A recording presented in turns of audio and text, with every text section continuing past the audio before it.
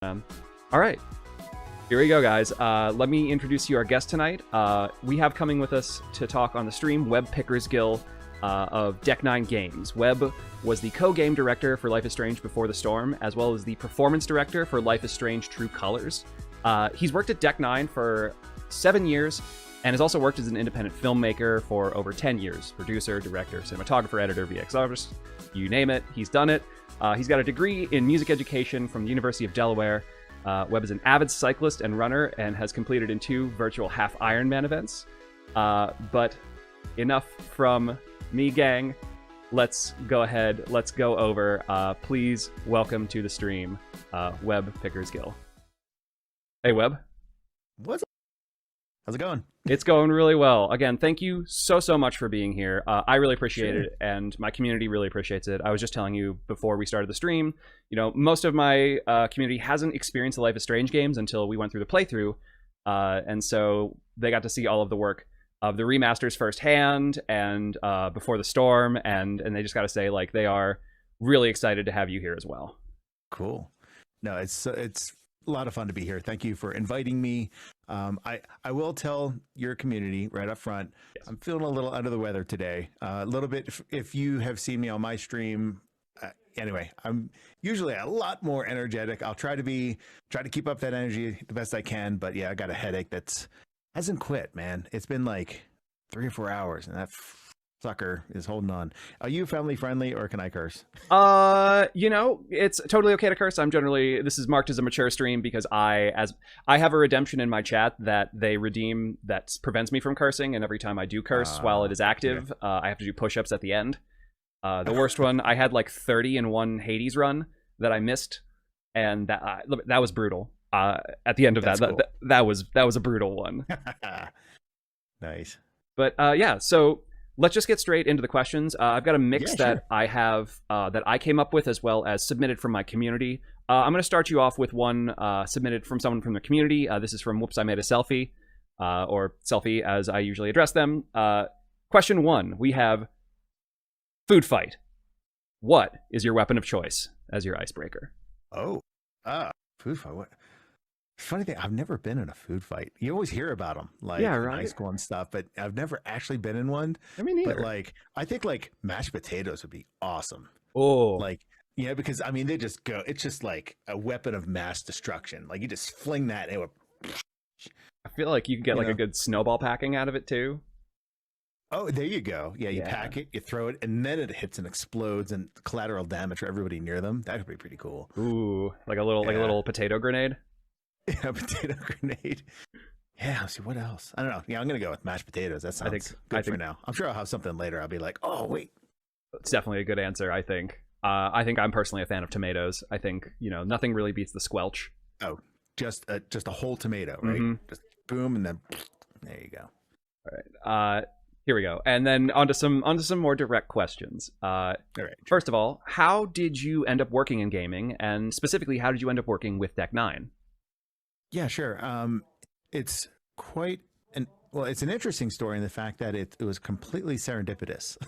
It wasn't like I'm going to work in games and then I applied and all these things. It wasn't that at all. In fact, okay, so here is the story. Okay. I was in independent film for about 10 years. I'd done most of it in Phoenix, Arizona, and then it was starting to wind down in Arizona. And I was like, you know what? I want to keep going, but the scene there is winding down. So like, all right, what do I do next? So I moved to LA. Gotcha. So we moved out to LA for a couple of years. And from the people that I knew out there, that was the thing. It's like, give it a solid 2 years and then you'll know, is this the place for you or not? I did 2 years. I did lots of fun projects. I did a lot of post-production out there, which is fun, editing and color correction. Yeah. A lot of DP work as well. I mean, because I'm a DP. And after about 2 years, I was like, you know what? I'm just not feeling it. Like I was like, you know what? I was talking to my wife. I'm like, I think it's time to hang it up. Like it was weird. Like I came to this, like the levels of grief, right? Which is like, whatever. I was like at acceptance. I was like, I'm not angry about this or anything. I'm like, I'm legitimately ready to move on. And yeah, so she was like, well, we can, if you're going to move on, like you can move on anywhere. So I don't want to move on in LA. So where do you want to go? Right. So we pulled up a map and we got like a Post-it note. We just like wrote down, okay, what is the ideal place that we would want to live? Like if we're going to start over, anywhere. And we came up with a list of things that were important to us. And we did some research and we found this small town in Colorado called Louisville, not Louisville, as in Kentucky, but Louisville. And we came out here sight unseen. We like rented an apartment from LA, looking at pictures and like signed this stuff over the internet. Showed up with a U-Haul full of stuff, showed up. Anyway, I just started applying to IT jobs. I'd done IT for about 10 years before I got into independent film. So I'm like, I'll just get back into IT, whatever. And here, the shitty part, and I'm getting to the actual answer how I got to Death Knot. These are the steps, right? No, it's with you. You're relaying the trail. Yeah, I'm getting there. I just want to make sure that I haven't forgotten the source of the question. I started getting back into IT, and everybody I talked to, they're like, well, you've been out of for 10 years. You're kind of worthless to us. And I'm like, really? And they're like, yeah, the technology has improved. I'm like, guys, I've stayed up with the technology. Like I'm an editor, anyway, but, anyway, it was like really like that was a down point for me, like not getting back into IT. Like I consider myself a pretty bright person. I stay up with tech. And it was just the game of trying to get a job.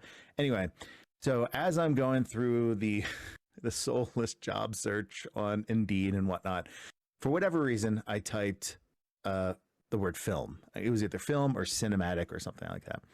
And I'm like, wait, what is this? There's a game developer in Colorado that's looking for a cinematic artist. They're looking for a cinematic artist and a lead cinematic artist. And and the requirements were, you need experience directing, cinematography, lighting, acting, anything in that realm, cinematics. And I was like, well, hold on a second. Yeah. I think I know how to do a little bit of that. So it was like, okay. So I like super seriously got down, wrote, polished my cover letter, made that look really good. I'm sorry, my resume. And then the cover letter I wrote was like, this it was like a substantial cover letter, and my boss now he continues to tell the joke of the cover letter when we're out at parties. We're out at Dice just 2 or 3 weeks ago. Oh yeah, and he's like, and we're hanging out with a bunch of people, and he's like, did I tell you the time when I met Webb? Well, he sent me this cover letter and it was like 3 pages long. He exaggerates everything, which is great. So he told this whole long story about the cover letter. But anyway, apparently I made an impression, got the interview, got the job. So that was super fun. But yeah, like I didn't plan on getting in games, and I just moved to Colorado sight unseen, and there was this job. Oh, the other part that makes it even more serendipitous that I kind of forgot, they were across the street from me. No way.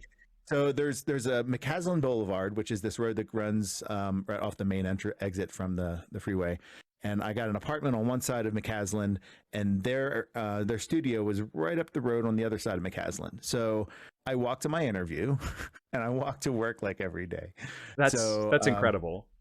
So that felt really good, because he's like, wait a minute, what are you doing here? Like, why, with your experience, what are you doing here? And I told him the story about LA, and I'm like, been there, did that, whatever. I'm ready to move on. And I'm like, well, I'm here now. So if you want me, I'm here. That's incredible. You could have literally walked across the street to hand in your job application. Yeah, that is incredible luck. That is truly serendipitous. It is, yeah. But also, I mean, like we absolutely love it here. Like I would have, whatever job, I would have probably just stayed here. We've raised our family these last 7 years or so, and and that's our plan, is just to stay here as long as possible. So it's very, very cool. I just remembered something because you mentioned Dice. First of all, congratulations for winning the GLAAD Award for Outstanding Video Game for Life is Strange: True Colors. That happened last night. I remember seeing that on Twitter earlier. And also, I hope you're very excited I know you and Katie are going over to across the pond to represent Life is Strange for the BAFTA Awards, in which nominated for 4 BAFTAs. That is incredible. That is just incredible. Like, it's so, So, all right. When, years ago, like when we just started this project, it was like, because we had got nominated for Before the Storm. Hmm. I forget which categories, but we had been nominated for Yeah, BAFTAs yeah. back then. But this time I was like, okay, BAFTAs. I'm looking at you, BAFTAs. Like, I'm looking at you. I'll see you in 4 years or whenever this game is done. And we got here, and they made the announcements. And at first, we were nominated for the narrative and the animation. And I was like, oh, that's awesome. But then I was like, oh, okay. I really was hoping for a performance nomination. Yeah. I didn't realize that they had actually split the dates that they were announcing. So I was like, okay, cool. And then like a week later, Erica happened to be in the office, and she runs by and she's like, did you? She like gives me this big hug, and I'm like, what are you talking about? We got nominated. And I was like, wait, what? And I didn't believe her. So I had to hop on the internet. I was like, oh, Got to look it up for yourself. Yeah. really cool. So yeah, 4 nominations, And super awesome. and for Erica and Han too. Chat. We're gonna start Life is Strange: True Colors next week. So I know most of you at least probably haven't experienced that yet. But I'll be talking about like the characters as we go through them. But so far, 2 of the performers, Erica Mori and Han Soto, are nominated for BAFTAs for their performances. Well deserved. Yeah. Well deserved. Very well deserved. So I'm so excited for them. So yeah, I'll be headed off to London on Tuesday and get there Wednesday, and then a few days of ceremonious kind of things, and then I'm going to spend the rest of the week there, fly back on Sunday. And Incredible. Yeah, so it'll be on Erica and Katie and myself basically partying for several days. So there could be worse things in life. Yeah. Yeah, right. Well, good luck with that. I just wanted to bring that up before I forgot about it again. Yeah, thank you so much. Yeah, no problem. Next question is from Zelcade, our moderator. And first it opens up with a joke question, which is, who did all of the T-poses in mocap? But then the serious question that follows, what was it like for you and the crew at Deck 9 developing such an emotionally charged experience as Before the Storm? Yeah, so the T-pose, what we do is we have to have a professional T-pose actor come in to make sure we get that right. Because if you don't get the T-pose right, yeah, everything else is wrong. And we just got our first T-pose last week. We saw it for the first time, and I understand like that's the responsibility there is very, very, very heavy. Guys, yeah, you just so you understand the process, at the very beginning of every take you do, the actor has to start in T-pose, and then we say rolling. After they hear rolling, then they settle into their first position, and then action. And then when you say cut, you get back in a T-position. You have to wait for them to actually cut.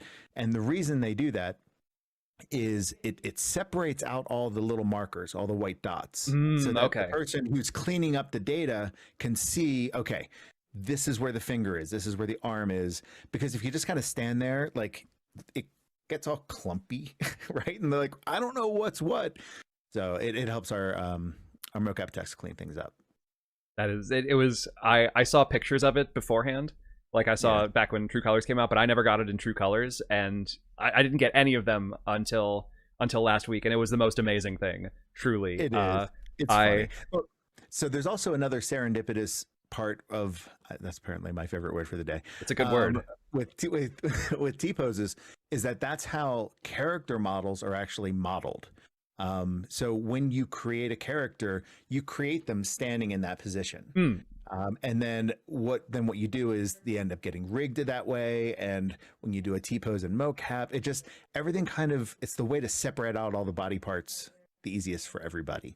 So the T-pose that I'm thinking of, the one in True Colors, is that the one you saw?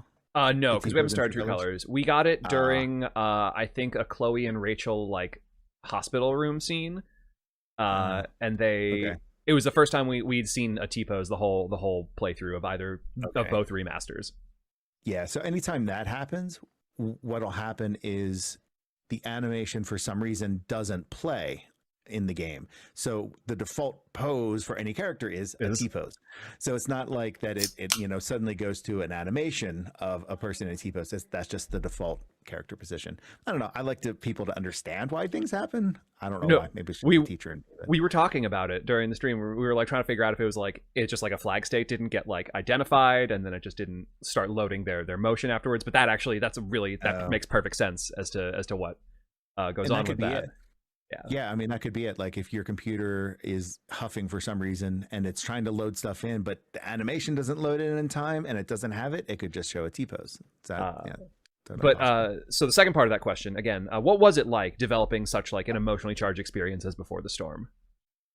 It was fun. It was exhausting, and it was fun, and it was terrifying all at the same time.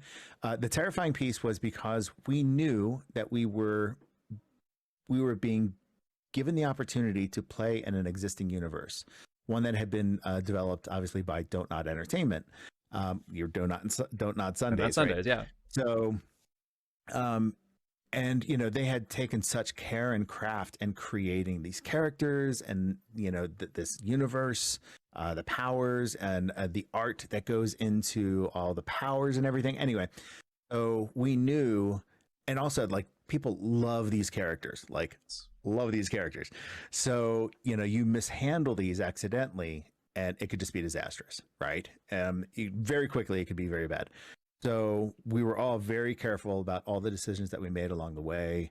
We were always like, do we do this? I don't know if we do that. Like, we're always thinking of the fans while we're doing it. So, yeah, that was the terrifying part. And you don't know if you got it right until after it's way too late, right? Yeah. You have to put the game out there and then hold your breath and make sure, And but I'll speak at least for my chat and for myself, is that I think we all agreed that, especially since we went original Life is Strange into Before the Storm, as I think is the best way. The play order is a really good play order. That the care that you took in crafting these characters was very apparent. Like I think I personally, and I think my chat would support this, is that attention to detail and these through lines that you followed, it requires. There's a quote by like the writer from Xena that she said pretty recently about like writing for characters, is that you want characters to be written by someone who loves them, and I truly think that this game like really showcased that from your team. Well, thank you. Yeah, I think it was definitely a passion project for all of us, because it was such a small team, and it was just a smaller production than you would imagine it would be, believe it or not, compared to when you look at games nowadays with just like how many credits there are for every department. We only had like 4 cinematic artists, right? We had in mocap there was just two. There was two of it was myself and a mocap tech, and then Corwin, who's my producer. It was just the 3 of us, and then actors that come and go. And like now, in studio we have 4 mocap techs, we have 2 mocap producers, we have multiple performance directors. So like it was definitely a passion project, and like grassroots, get in there, let's get it done, and we love what we're doing, and let's do it. Yeah. I guess following off of a follow-up question that I had, that actually what you were describing from the challenges of making the prequel with known and beloved characters, would you say that was the biggest challenge of crafting that, was like adhering to these known characters, or was there anything else that was like looming over you as you worked on it? You're digging up some old memories here, and like dusting off some memories. I'm like, oh, that's right, I forgot about that. Which was just the lore. There was so much lore as far as when people were born, what happened to who at what time, what was the timeline of events. And I remember at one point we had a conference room that was just wallpapered in like wiki pages, and with like dates under them, and like when people were born, and you have like string between. Yeah, it was like pins. A beautiful mind, right? So that that's terrifying. Because writers had to keep that stuff straight, because you get one detail wrong and then you lean on it, suddenly your entire plot doesn't make sense. Yeah. So yeah, that was a little terrifying. I think we got a couple things wrong, but in our defense, there was a couple things that were already wrong with the information in the game. Yeah. That we inherited. So like we're like, well, okay. I mean, fair enough. And like as someone who's like followed the games, I think I know like maybe not the specific ones you're talking about, but like I know that like in my own trying to track it in my brain, I was like, wait, is this the thing that happens here? Is this like, and lore is I love lore. Like, I'm obsessed with lore for things. It's the actor and like narrative person in me. Like the lore of things is so cool, and I really I'm forever gonna picture now you guys like sitting at a corkboard with like strings and pins and just like tracking everything. Like, there's no way I'll be able to unsee that. Yeah. At the end of the day, as a game director for a project like that, yes, there are details. We want to get every detail right if we can. The important ones, though, are the ones that if I'm a player and I'm a fan, and I'm like your average middle of the road fan, not the super fan that memorizes all the wiki pages, but if I'm like your average player and I'm playing this, will this wrong piece of information derail me from the game? Right. So it's like anything that breaks immersion, we fix it. Right. Like that was my perspective. Yeah. Are there going to be stuff that, you know, somebody's going to find a year after the release and post a picture that compares two things and says, see, this is totally wrong. I'm like, good job, dude. Like, you found it. You got us. Yeah, you got us, you know, like, but does it break the immersion in the moment? That you can't do that. You can't chip with that. Yeah. Makes sense to me. I'm going back to some of the questions I got from our community. This one's from Macintosh. Were there any scenes in Before the Storm that you really liked, that you made, that unfortunately ended up being cut from the final product? Yeah, there are always, I say many, but several, right? Where, you go through the process of shooting them, and then after you've shot them, sometimes they don't even get cut together. It's just, it hits the editing room floor before it even gets made. Sometimes it's once it's in and we have a chance to play the game in context with the scene. I was like, it just doesn't quite do what we thought it was going to do. So an example of that was Chloe, when she goes to the junkyard and she's inside the shack, and this is right before Rachel comes. And then, of course, Frank shows up. Right. Spoilers, guys. That moment right there, she walks up to the mirror. We have like a changing outfit moment. That used to be a back talk. It actually used to be a back talk where she would back talk herself in the mirror. And it was a really interesting, like, self-deprecating talking to herself. It was her reflection saying how she's not worth it, and she's like, I am worth it, and Rachel's gonna hate you. No, she doesn't hate me. Like, it was a really interesting, I'm like super paraphrasing here, so it was written way better than that. And it was like, and Rihanna, she went all out on the performance of that one too. God. Like, and it was really compelling. But there were a variety of reasons that one got cut. It's not always narrative, sometimes it's technical. And as it turns out, and I can't remember the actual reasons for it, but I know we were having challenges technically with mirrors, like shooting a reflection in a mirror it takes a lot of CPU power from your computer, because it has to render it once from the mirror, and then now it has to render it again facing the mirror. And we were looking into ways of like tricking it. So we would actually have a hole in the wall and actually have a second Chloe on the other side. And then, and then have a copy of the room on the other half. We had like all these things that we were trying to work out to make it work. But ultimately, I think there was a narrative reason that kind of put the last nail in the coffin on that one.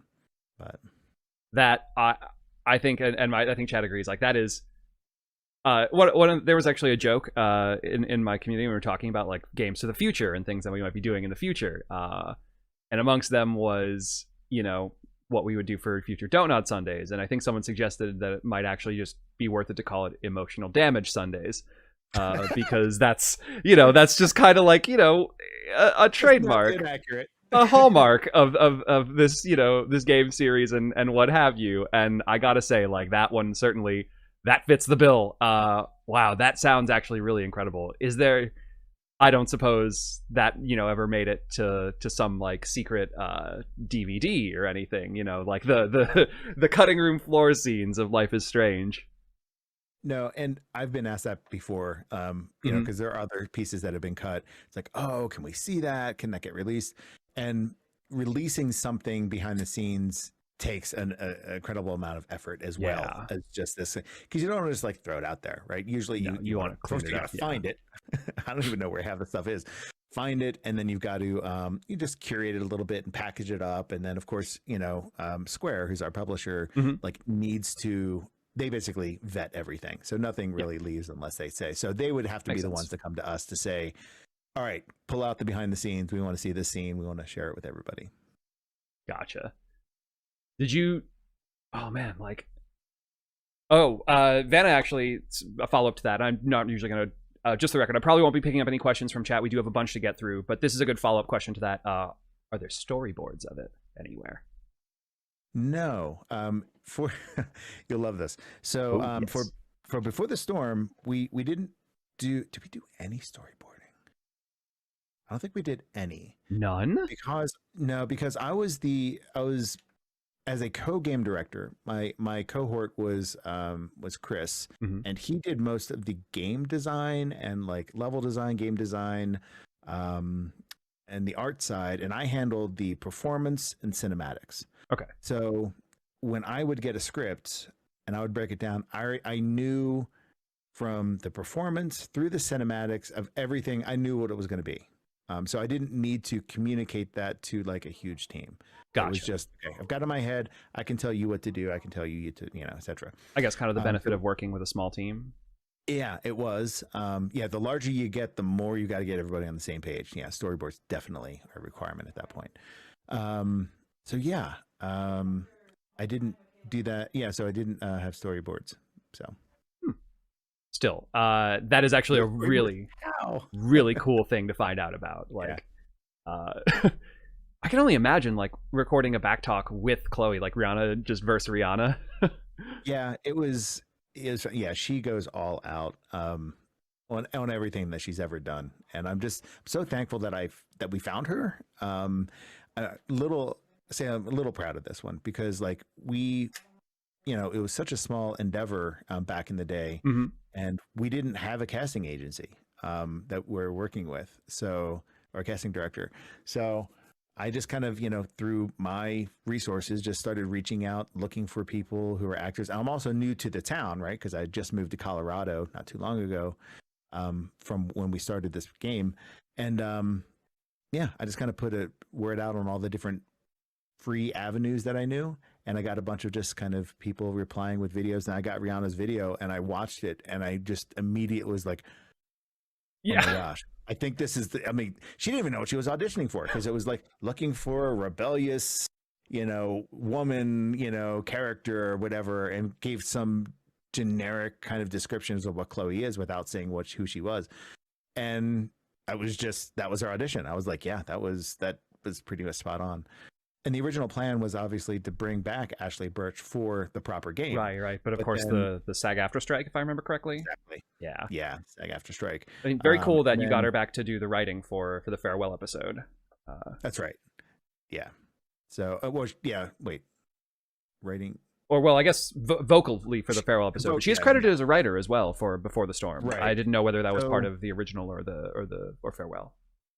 So yeah, she came in and worked with our writing team, kind of guiding, who Chloe is. I mean, she literally played her for as many years and has a lot of vested love interest in that character to make sure that it got communicated and we handled it well. So yeah, she was involved in that. Incredible. Let's go on to our next question. And I actually think maybe it's already answered, but let's find out. Who was your favorite character to create or shape for Before the Storm? So the writing room created the characters, right? So like as the co-game director, a lot of times it was just executing on the writing team, and then when something wasn't right, saying, "Hold on a second, guys, is this right?" or whatever. But we heard that there was going to be this new character named Steph, and I'm like, okay, cool, that's what does she do? Okay, and they explained it to me. And then concept, usually along with the character, they'll say, hey, Art, we need to drop some concept, and they'll give them some kind of ideas like reference photos. So they'll go through the internet and we'll find a bunch of photos of characters that look similar or have the feel of what you're looking for. And then the art department drew up this concept, and I just took one look at the concept and I'm like, that character, people are going to love this character. Just like I could sense it right away. Yeah, I wasn't wrong. Like, That people was loved Steph. that was a truly prescient prediction, and actually leads very well into our next question, which is another one from Selfie, which was, who exactly was the D&D nerd, and I mean that in the best way, they said, who made Steph Gingrich so good? And very specifically, like, I wondered this while I was playing. First off, like, I'm a D&D player. I have a D&D TikTok page that like blew up for, you know, whatever reason. I've been playing D&D for several years, and who is the D&D player on Deck 9 staff? I've wondered this for so long, because not only is Steph like a very fantastic character, and Katie does a wonderful job, from the perspective of someone who DMs and plays D&D, like, it is incredibly like accurate, and the skills that she puts on as a DM, like the descriptive language, the failing forward, like these kind of things that like DMs know. Like when we talk about like creating characters with love, like, who is it? Can you tell me who is it? Who do I need to like mail like chocolates to for this portrayal of a DM? It took me a while because he hasn't been with us for a bit, but his name is Chris Means. Mm-hmm. So Christopher Means, he was one of our game designers and like level designers, and he was the one who basically worked behind the scenes to create all. I think he went away and just like wrote like the whole D&D scene, and then handed off to writers to like, you know, polish and, you know, clean things up. But as far as the nerd part of it, yeah, it's Chris. Yeah, I mean, that's I've wondered it for so long. Again, because this I full admission, I only played Before the Storm for the first time last year. I played the original Life is Strange when it came out, and then I don't think I played any of the other ones that I knew were coming out, mostly because I didn't have the equipment to play it. And then finally I got around to Before the Storm. Like, once the True Colors trailer dropped and I knew that there was going to be a new one, I was like, well, you know, I should probably catch up. And so I went and I played through it last year. And I got to this scene that's happening over here for the first time, and I was just like, oh my god. Like, I literally, I just found my new favorite character. Again, what an incredible creation. And again, chat, we will be seeing more of Steph Gingrich in True Colors. She comes back, which I'm very excited for y'all to experience. Yeah, that was. I'm so glad that we did that for True Colors. It was definitely good. Hard agree. Next question I've got for you, Webb. What scene or performance from this game are you proudest of having a hand in shaping? Ooh, I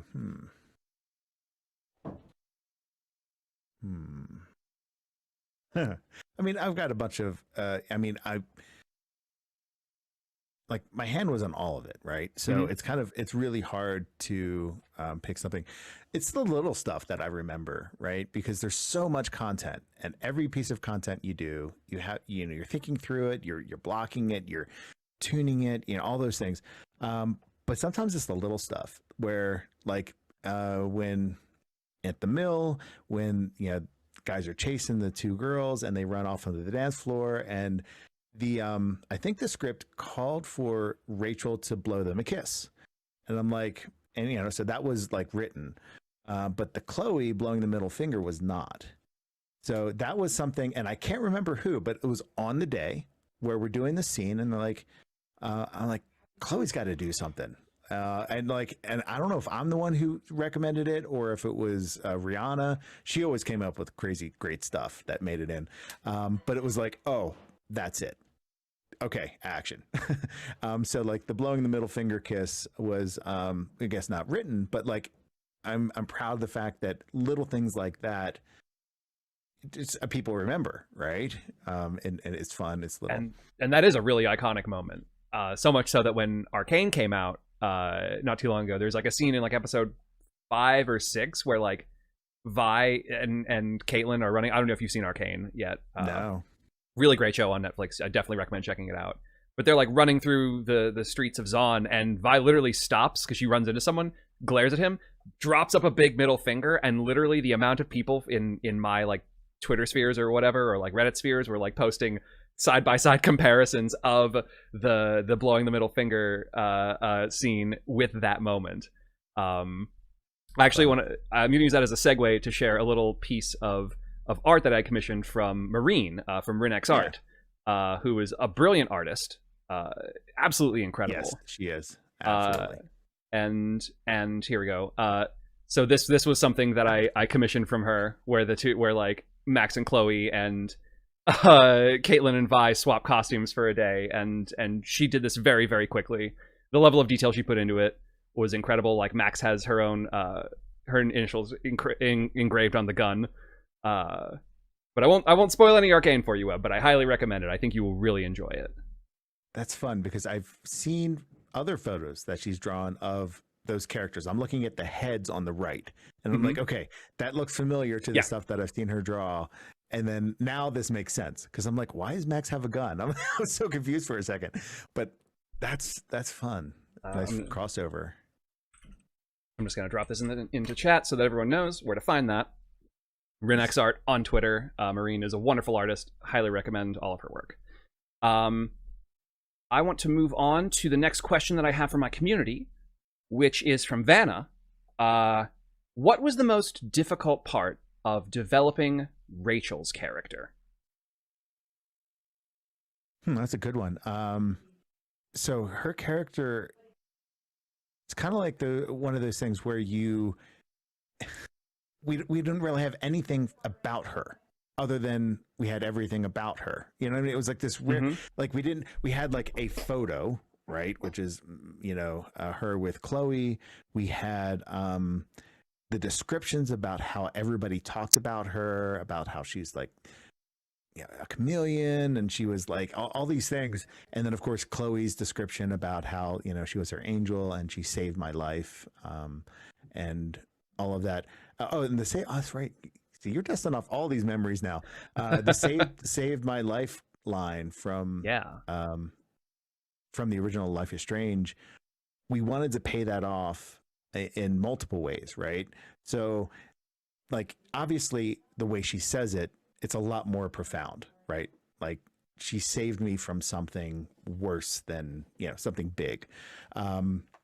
But we also thought it would be fun to have a double entendre and literally do it from something. So, like, she saved my life, but then she continued to save my life, by being basically, Chloe was in a really shitty place, and Rachel came along at a time that really helped her through that by almost through distraction, right? Like, there's something going on and I can help somebody with something, and my life isn't as shit right now because I can help somebody else.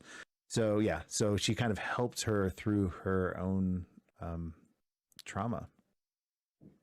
And I'm getting a couple comments that I just want to draw attention to. Like, personally, like, one of the things, like, you say that photo is like, and I agree, is like one of the only real pieces of Rachel that we have in the original series. Like, is That's that right. photo. And like, it's everyone else's description of her, right? It's a little bit like playing telephone, or a little bit like Rashomon, like who is Rachel? Because she's something different to all of these people. But in the remaster, like, the thing that I think you guys really honed in on this in the character design, was her eyes as a design point. And even in the original, like before the remaster, because that is like the most striking feature, I think, besides like the earring of that photo, would be like Rachel's eyes were like such a, what is the word for it? Like a distinct feature. And I think most people will like, when they immediately think of Rachel, it's like, oh, it's like the eyes and like the intensity that's behind that and the design of that, like from a visual standpoint. And then there's all of the incredible depth of character that had to be consistent with that game of Rashomon. On the other hand, I was waiting for your video to loop there so I could look at her eyes. Oh yeah. So I guess I never really honed in on that, but yeah, you're entirely right as far as that being drawn into just right there, right? Yeah, and that's where it's really hard character animation wise, right? So finding the part that we all are pulled into and concentrating on that. I think when I was playing through the last one, I pointed out, eyes is the window to the soul, and like, there you go. Especially in the remaster, like, her eyes were so expressive. which for I think for the character that had the most like I think emotional range to cover next to Chloe, like that's like a challenge in and of itself. But you know, mocap performance capture and the work you guys do with that is absolutely incredible. Right. So for Before the Storm, it was obviously we did motion capture, which was head to toe motion capture, but the all of the faces are hand animated. Oh yeah. Yeah. So for all of Before the Storm, so we yeah, that was all hand. Now we have a system that would get a good start as far as getting like the words, getting them to say the words, because that takes a long time to get right. Yeah. So we had a system that helped animators get started with that, but basically all the emotional stuff was all hand animated, shot by shot, piece by piece. Yeah. That is, so, I had no idea. I thought that was all part of the facial capture. Yeah, we didn't get to facial capture until True Colors, and where we did full performance. And that stuff is also very, very cool. And I'm excited again to show the little eyebrow movements. Oh man, that stuff is incredible stuff. Incredible character design. It was fun because so when we're creating Before the Storm, as you know, I was directing the cinematics team, and you know, I'd have just the body in there, just the body movements, and we'd have the audio from the VO sessions. So we record VO separately, and then the cinematic artist would have to basically manufacture a performance, right? They'd have to pull in the mocap and time it up and then edit it all together. And sometimes I'd get feedback and I would, hold on, you guys are getting noise. Are you hearing that beeping through here? Okay, good. All right, cool. Never mind that. So they were manufacturing something. So I would have to give them notes saying, all right, I want you to put a reaction shot here. Like, I know I want to see a reaction, but we had nothing to react to. It was just like a blank face for like a second.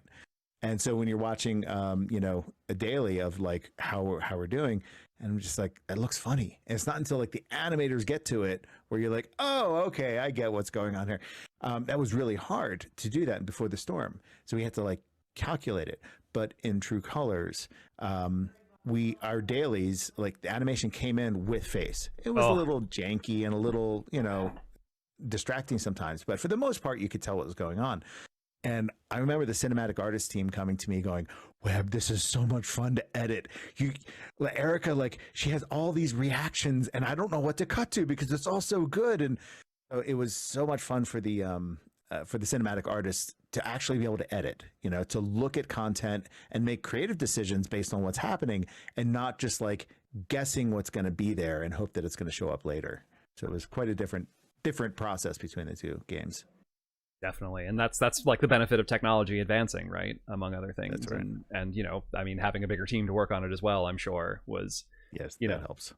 I can imagine trying to do that with the same like single cinematic artist from Before the Storm might have been like, oh man, like how do I make this work? Yeah, it was assembly. It was a lot of assembly required. Because we'd have to shoot lots of little pieces and they'd have to figure out how it all goes together. And they're like, Webb, where does this piece go? And I'd have to watch it and think, oh, okay, yeah, okay, this goes for this section here and this. But, you know, with the full performance, you get the body, the face, and the VO all at the same time. All you have to do is open the script and say, oh, that's where that goes. So it makes it a little bit easy for them when they go to assemble it. Awesome. It's so cool really hearing about like some of the ways that video game production works behind the scenes as someone who has like casually enjoyed and I guess somewhat semi-professionally enjoyed video games for my entire life. This is amazing. There's going to be a little bit of a tack change with this next question that I've got for you. Because again, I didn't know this until you sent me the bio, is that you are your major in undergrad was music education at UDEL. Yeah. Actually, one of my old roommates, we lived together when he was getting his doctorate and I was finishing undergrad, but he was a vocal performance major at UDEL. Years and years ago. It must have been like 15 years ago. Let's see, Kyle. 15. Okay. Yeah. Kyle. I think Kyle would have graduated UDEL in like 2009 ish. I think. Okay. Way past my time, but yeah. Just curious to see if it was any contemporary there at all. But no. That's cool. Yeah. Small world. UDEL. Yeah. But so I wanted to ask you specifically, what is your favorite piece of music from the series. It can be something that was orchestrated as a motif, or one of the songs that was collected either by Jonathan Morali, or composed by Jonathan Morali, or collected or composed by Daughter, or by Angus and Julia Stone for True Colors, or any of the pieces from Life is Strange 2. Like, what is your favorite piece of music Across all of Life is Strange? Across all of Life is Strange. Oh, okay. Wow, that's opening it up. You can start with Before the Storm and then expand it if that makes it a little a little jumping off point. I was going to give the complete self-serving answer, which is Pisshead. Yes. So Nothing Wrong from Pisshead, from the Skip song. That rocks. Because I played it. So oh, no way. Fun. Yeah, I was the bassist on that track, so that's why I like it. So Chuck, who is our audio director, we knew that we wanted to have some original music that we just wanted to record in-house. Chris Floyd, who was my co-game director with me, he played drums, I played bass. Our producer, David Hine, played sax, even though he hadn't picked it up in years. We're like, well, you play sax, right? Hey. Yeah, all right, great, you're in. So yeah, we got together and we laid down the tracks, and that was nothing wrong. Nothing's wrong. Yeah. That was fun. And then of course we came back and did Friend for the episode 2 or episode 3.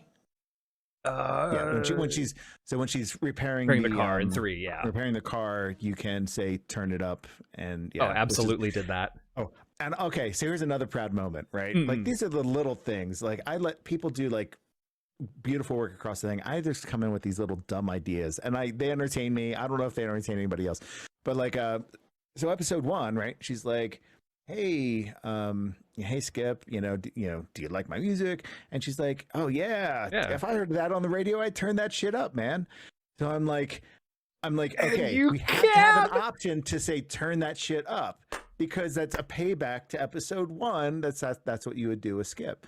Art. So so that's it's little things like that make me happy. I don't know why, but that's just that is investing in a storyline. That is as a theater person, like that is Chekhov's gun. That is literally Chekhov's gun, and I am obsessed with it.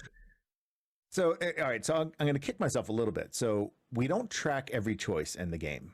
We only track the choices that we want to make, that we want to track, because we know they're going to pay off later. But creating an episodic game, you have an idea of what's going to pay off later, but you really don't know. Right. And once the episode is released, that code is locked in.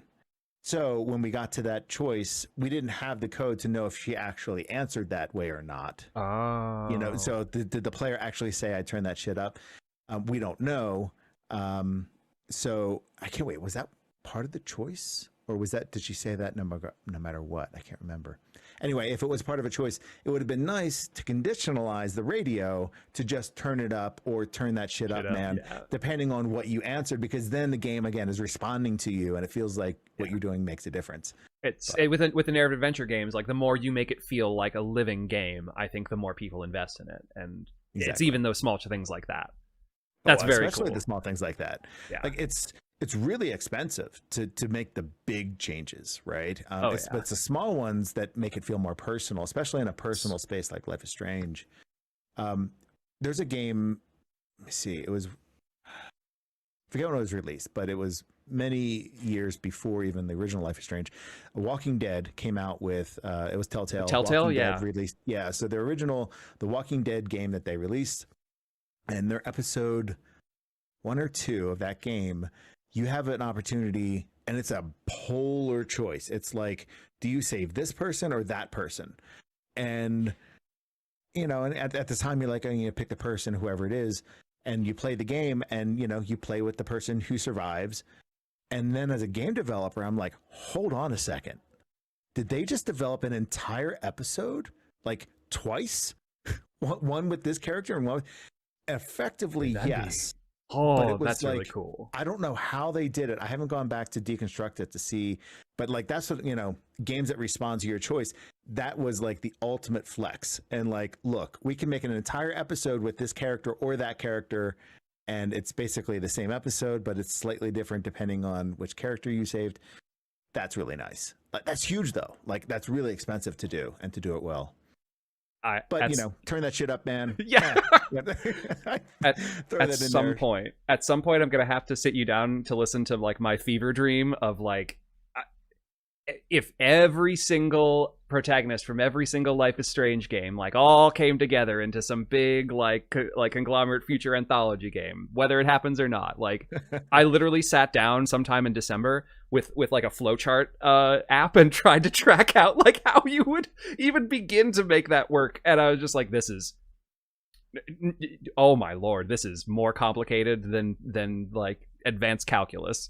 But this actually lends itself really well to the next community question from Just Dave, from Just Dave TM, who we had to call Good Dave during the playthroughs so as not to be confused with David, who was not, David is David. Of course. But the question is, was there ever discussion of allowing some method of undoing decisions as the changing options were such a big part of the first game? Right. Yeah, that was as part of the original concept, right? We would sit in a room and we'd have a bunch of concept ideas about what the next game could be. And we talked about do we do, I don't know, there was one point it was like, do we do a Juliet game? I don't know. Like, around Juliet. Do we do a game around, like pick a character? And we kind of entertained ideas of various smaller characters becoming the lead character. And then we talked about, is it a game about Rachel? Do you play as Rachel? And we kind of entertained that idea in a way. But for me, it always came back to playing through a character so that you can get to know a character you don't know, right? There's a familiarity in doing it that way. Because if it was playing against Chloe all the time, it's like, well, we already did that in Life is Strange 1. Like I was Max and I played against Chloe. This time beat Chloe and play against somebody you don't know. So it became clear that Chloe was really the best viable, first player character or playable character. But then we're like, okay, power or no power. This is Life is Strange. Like you got to have a power. But we were like, what if we bravely said no? What if we just said, otherwise it turns into the X-Men universe, right? We're like, you got a power, well, I got a power too, and we didn't want that to be the crux of the game. That's not what the game is about. The game's about personal connection. So yeah, we said no. We're going to double down. We're going to say no. There is no power, and it's your choices are bold, and that's it. And especially with Chloe, because she's like a wrecking ball. Yes. And almost like not having the option to back out is it kind of, you have to do that, because if Chloe could back out, that kind of makes it feel like soft-footed. No, you make a decision and you watch what happens. So we did talk through it in ways of like, what if you could, or like, how do you back out? Like, no, it doesn't work. I had one other thought in there. What was it? The other way of handling it isn't backing out. And this is one of the design challenges we always have with Life is Strange games, which is the game always has to keep going. There's no death state, right? It's not like you play the game, I made some choices, you're dead. There it is. Okay, reload from the save point or whatever. Like Dark Souls or something, Yeah. Nah. So it's not that kind of game. So whatever choices we present to the player have to result in the story still going forward. So, and one of the first design challenges we had was at the mill, at the opening of the game. So you're talking to this bouncer and you're like, oh, I'm doing these things. Well, he'll let me in. He's like, nope, sorry, you can't get in. You're like, but wait, I have to get in. Like, how does the game proceed, right? So we created the backdoor option. I don't know if you ever found that one or played that option. I haven't. I don't think. Wait, I think maybe the first time, because correct me if I'm wrong. Like, there's a spot over like in the corner, like in the darker side, like along the front, where you can like. I feel like I've messed with that, but I don't think that's how I got in the first time I played. Right. There's a dog crate. So if you fail the back talk with the bouncer, you can go over. I think we don't turn it on until you failed. And and then you find it, and you can pull the dog crate over to the door, get up on it, break off the lock or whatever, and get in the back door. But that's an example of like, we want there to be stakes, because if you knew that no matter what happened, you'd get in through the bouncer, you wouldn't really, you just kind of phone it in. You're like, I don't care what I answer. But like, if you kind of like, oh no, I got to do this, it kind of raises tension. But then, okay, oh God, wait. Now what do I do? Okay, there is a second option. So the tension always needs to be there. We're always trying to keep the tension up. Because you never know what's going to happen. There is no reset. The game will go forward, but it's going to go forward the way that you wanted it to, which may not be the way that you wanted it to. Which, like, as a DM, like, that's a very fail forward mechanic, which is something that is a hard skill to learn, like, as a DM to do, like, on the fly. But like, to see it encompassed in these games was always something that I thought was probably one of the reasons I've been drawn to them so much. Next question, because we talked a little bit about the powers that are, you know, a focus of the first game, focus of the second game a little bit, and again, a focus a little bit in True Colors as well. But, and maybe it's just the Shakespearean in me that brings this question up. Okay. The Tempest.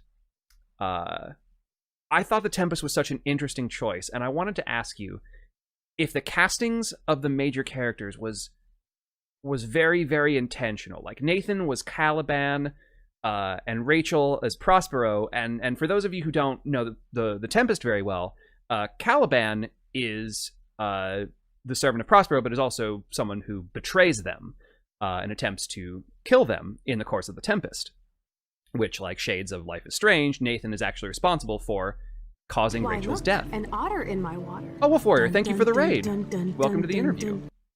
And of course, Prospero, at the very the inciting incident of the Tempest, is of course that Prospero creates a tornado, creates a tempest, creates a storm that shipwrecks them on the island. So my question is, I'm sure that was at least a little bit intentional, but like, can you speak to that? Can you speak to the role that the Tempest played in this game? So I am taking 0% credit for this. So Zach Garris is a brilliant writer. You know, he's just so well versed in so many different things. Classic writing training. He's just so well versed in the whole writing realm. So when he came to me, he's like, hey, we're going to do the Tempest thing. And he explained to me, explained to the team, like, basically, here's what it's going to be, and here's the gameplay.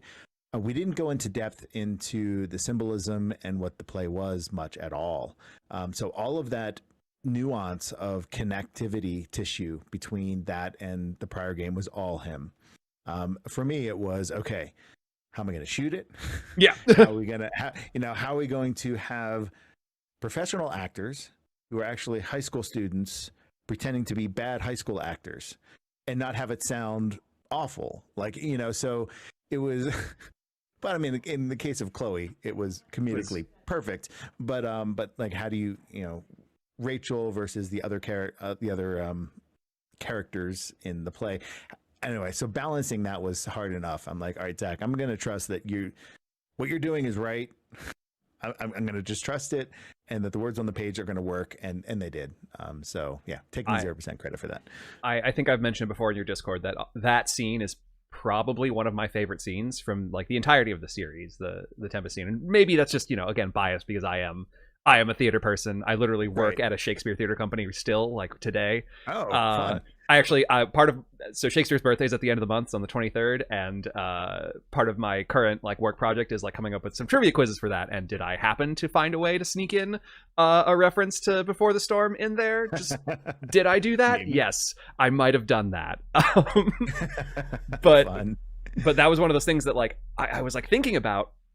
And it didn't occur to me because like the Tempest is not one of the plays that I am the most familiar with, but I had to do a little more reading recently on it, and I was like, wait a minute, wait a second. But that entire bit is really cool. My community really actually, and also like myself, enjoys Mr. Keaton, the theater teacher. He of course is like, that like overbearing like high school theater teacher. They joked that it was like Michael Keaton's estranged brother and was trying to get, Michael Keaton to come see the show. It's like, he's not coming. He's not coming, Mr. Keaton. He's not coming to see you. Uh, that is incredibly good to know. That was like one of those things that I think was like itching at the back of all of our brains. And what's funny is, so sometimes Zach will pitch an idea. Again, I was less on the game design side. So Chris Floyd would work with Zach on like the playability stuff, right? Mm-hmm. So I'm sure that behind the scenes, he and Zach talked about the playability of this, the play. And at first I'm like, I'm not, say into plays either way. I'm just like, okay, it's a play, it's a Tempest. I've heard of it. I don't really know what it is. But yeah, I once I read the script and saw what the players had to do and saw how Chloe was reacting to like these things, and knowing Rihanna and like hearing that in my head, I'm like, guys, this is going to be so good. Like I knew how brilliant it was. And also I just imagined that idea of a player like having to actually push the stick to walk out onto a stage where you don't know what you're doing. And like, what if I just don't walk out there? What if I just stand here? Like, yeah. So just thinking of all those things. And then of course, recording a bunch of, the audience banter.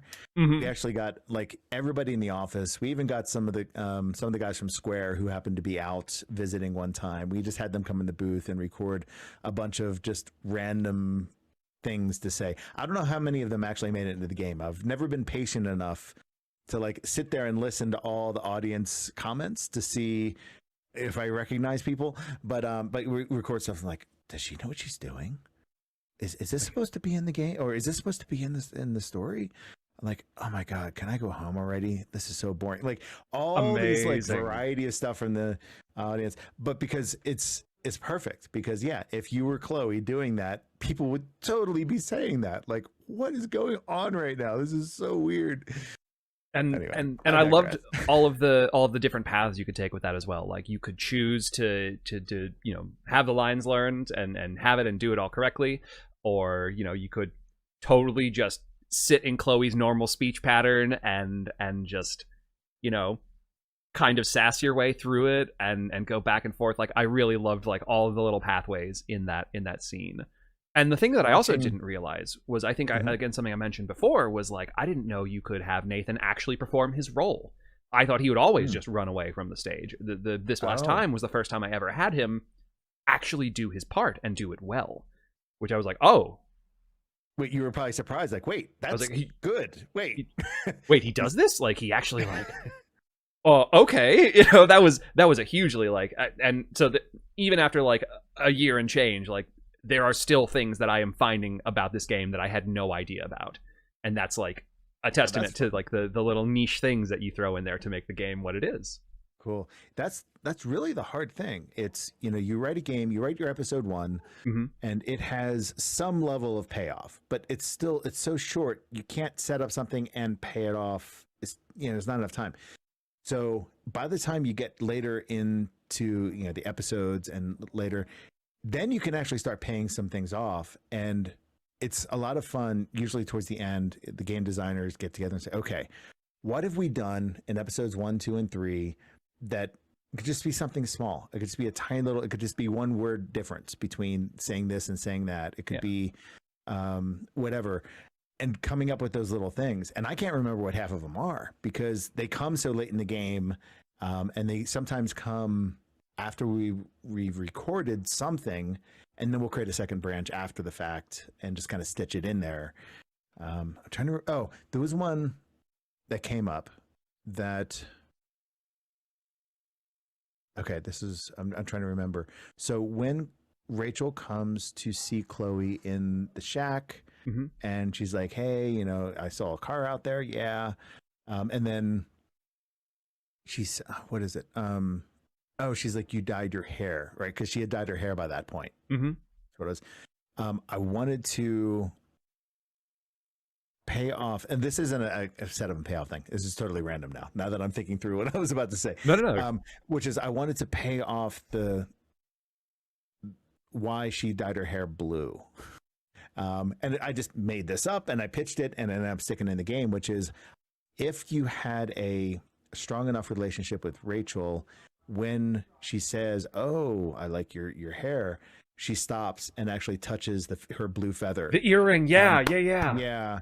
So, because I thought it would be fun, like that's where she got her blue hair from, was because she was so emotionally connected to Rachel as the player. You know, you've made all the emotional choices to connect to her. That's where the blue came from. It was literally from you, Rachel. Because it's very much the same like kind of shade. And again, that feather, that earring, is probably the second most iconic piece of Rachel from the original game.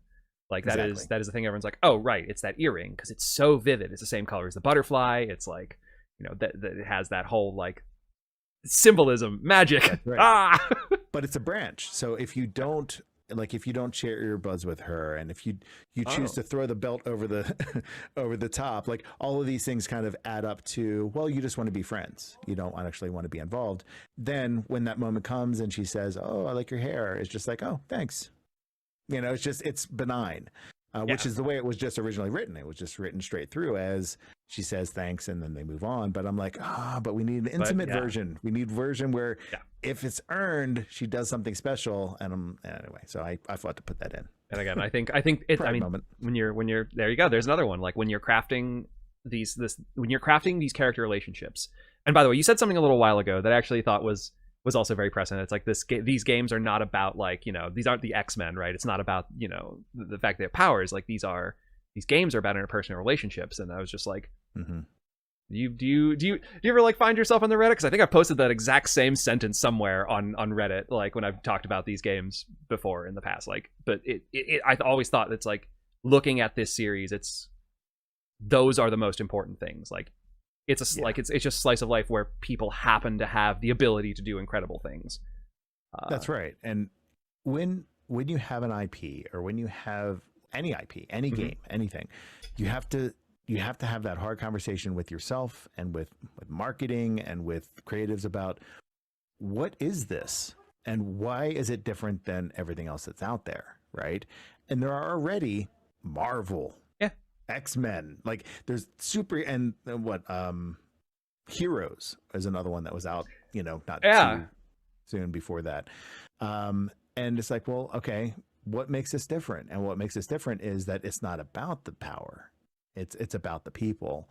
Yeah, there's a power that helps tie it all together, but that's and also makes it really interesting to play because, you know, you have to rewind and all those things.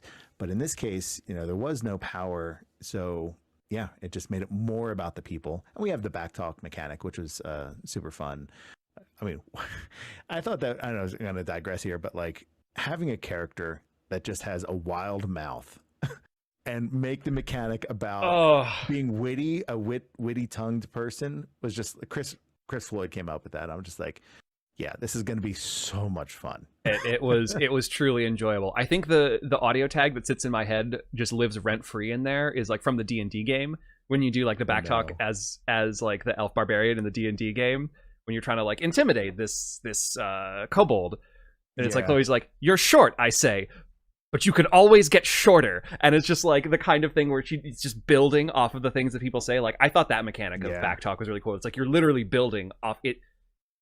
Again, maybe it's the theater person to me. You are yes-anding. It's Meisner. You're playing Meisner, and you're turning it. You are playing aggressive, competitive Meisner, and Chloe wins. Aggressive, competitive Meisner. That's pretty funny. I've never heard those put together before.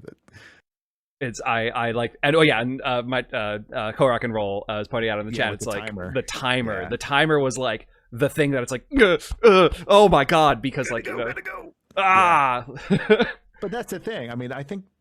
So it's a gamey thing, let's be honest, right? Like to put a timer on something. But anytime you do a game mechanic, you also have to say, okay, well, what does this serve and like emotionally and like in the real world? And well, with a witty comeback, timing is everything. So yes, even though it is a game mechanic, it's actually realistic because if you want to like, you know, get somebody with your silver tongue, you got to do it within a certain amount of time. Otherwise, they're like, really? Like, if it took 2 minutes to come up with that, it's not going to sting as much. Yeah, the burn's not quite as good anymore at that point. I've got 2 more questions for you.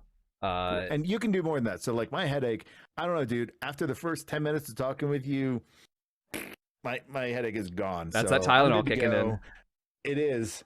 And it's also just talking about what I love also helps. So yeah, and again, like I said before, like it is so apparent when people make something that they love, and again, like I'm a theater person, I'm an artist. When I see something that like someone has invested into because they care about it, it is very obvious. And this game is one of those ones that really encompasses that. Like, yeah. All right. this... So here's even more story behind that. So I started at Deck 9. At the time, we were called Idle Minds. It was right. That was, and then we rebranded as Deck 9 for when we actually released. So started at Idle Minds, and the game we were making at the time was it was like a sci-fi cartoon style. It was more in the vein of the style of the Telltale games as far as the style of graphics. It was going to be mobile only, and it was this cinematic adventure game. And we went a full year on production on that, working with a publisher. And one morning we came in, and we had even gotten through the first episode of VO recording, and we were headed to the studio for like the final day of VO recording, and they called us and said, "Don't come in. The company shut down." So like the publisher shut down overnight. It had something to do with the company was held up by investments, and those investments were based on oil, and something happened with the oil market, and everything bottomed out, which means and it's something like that. It was really complicated. Totally sucked. Yeah. Everything fell out. And anyway, so while I was prepping to work on that game, Jeff, my boss, was like, "All right, I want you to just immerse yourself in playable games, because I know you know filmmaking, but you don't know games. So just buy as many games as you can and just play them." So I'm playing like The Walking Dead. I'm playing like as many of these games as I can get my hands on. And as I'm doing this, Life is Strange comes out. Like it was released during this time period where I was immersing myself. So I'm like, cool, there's another game. Great, I'll buy it. Let's do it. And it was different because the cold open, raining, Max lying there on the ground, and I'm like, what is going on? Like, again, cold open. You have no idea what's going on, but it was so intriguing that I was like, oh, and wait, I got to walk now in the rain? Like, what am I trying to do? Yeah. I don't know. And then anyway, and so it just like the whole first episode, I just played straight through because it was just so intriguing. I had to figure out what was going to happen next. And it didn't always happen that way with Telltale. No offense to Telltale guys, but it was always like, okay, I did the thing. All right, I think I'll just take a break. Right. You get to a point where it's like, here's a nice like stopping point for you. But yeah, I agree. Like once you really start, it's really hard. Like even at the end of an episode, especially like considering the original Life is Strange was released months apart, if I remember correctly. Awful, dude. I remember like I think I picked up. I hated it. I think I picked up like the second or third game. Like I think that's when I discovered it. Like the third episode was already out or something, and like crushed through the first three. Yeah, and it's like, oh, I have to wait now. Are you kidding me? And so then it was like it just literally consumed my thoughts for the next like months while I waited.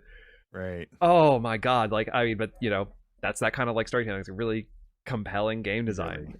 That was actually one of the questions I was going to ask you was like, what was your first experience with Life is Strange? And that's that was it. It was just gripping. Like the storytelling and the game mechanic, how it intertwined with the storytelling was just a perfect peanut butter and jelly to one another. Like it was just really well thought out. I was like super. So playing this game, loved the game, and then we started working on got really heavy into production on that sci-fi game. And I didn't have as much time to play it. And also the one episode was delayed. So I was like, okay, this has to go on the back burner. And then, of course, like I said, that company shut down. And we were kind of in recovery mode, trying to find our next project. And, Jeff was shopping around to various publishers, various ideas. And then, I went into a meeting with him and with some keys at Square, and they were like, so we'd like you to work on the next Life is Strange game. It would be a prequel. And I'm sitting in the office with Jeff, and this is pre-Zoom days, so it was all voice. Yeah. And I was just like, I'm like, really? It was like Life is like, like the game that I've loved. I started playing. I was like so besides myself, and I'm like, yeah, that would be great. Yeah, like absolutely. I was so fanboying out. It was so great.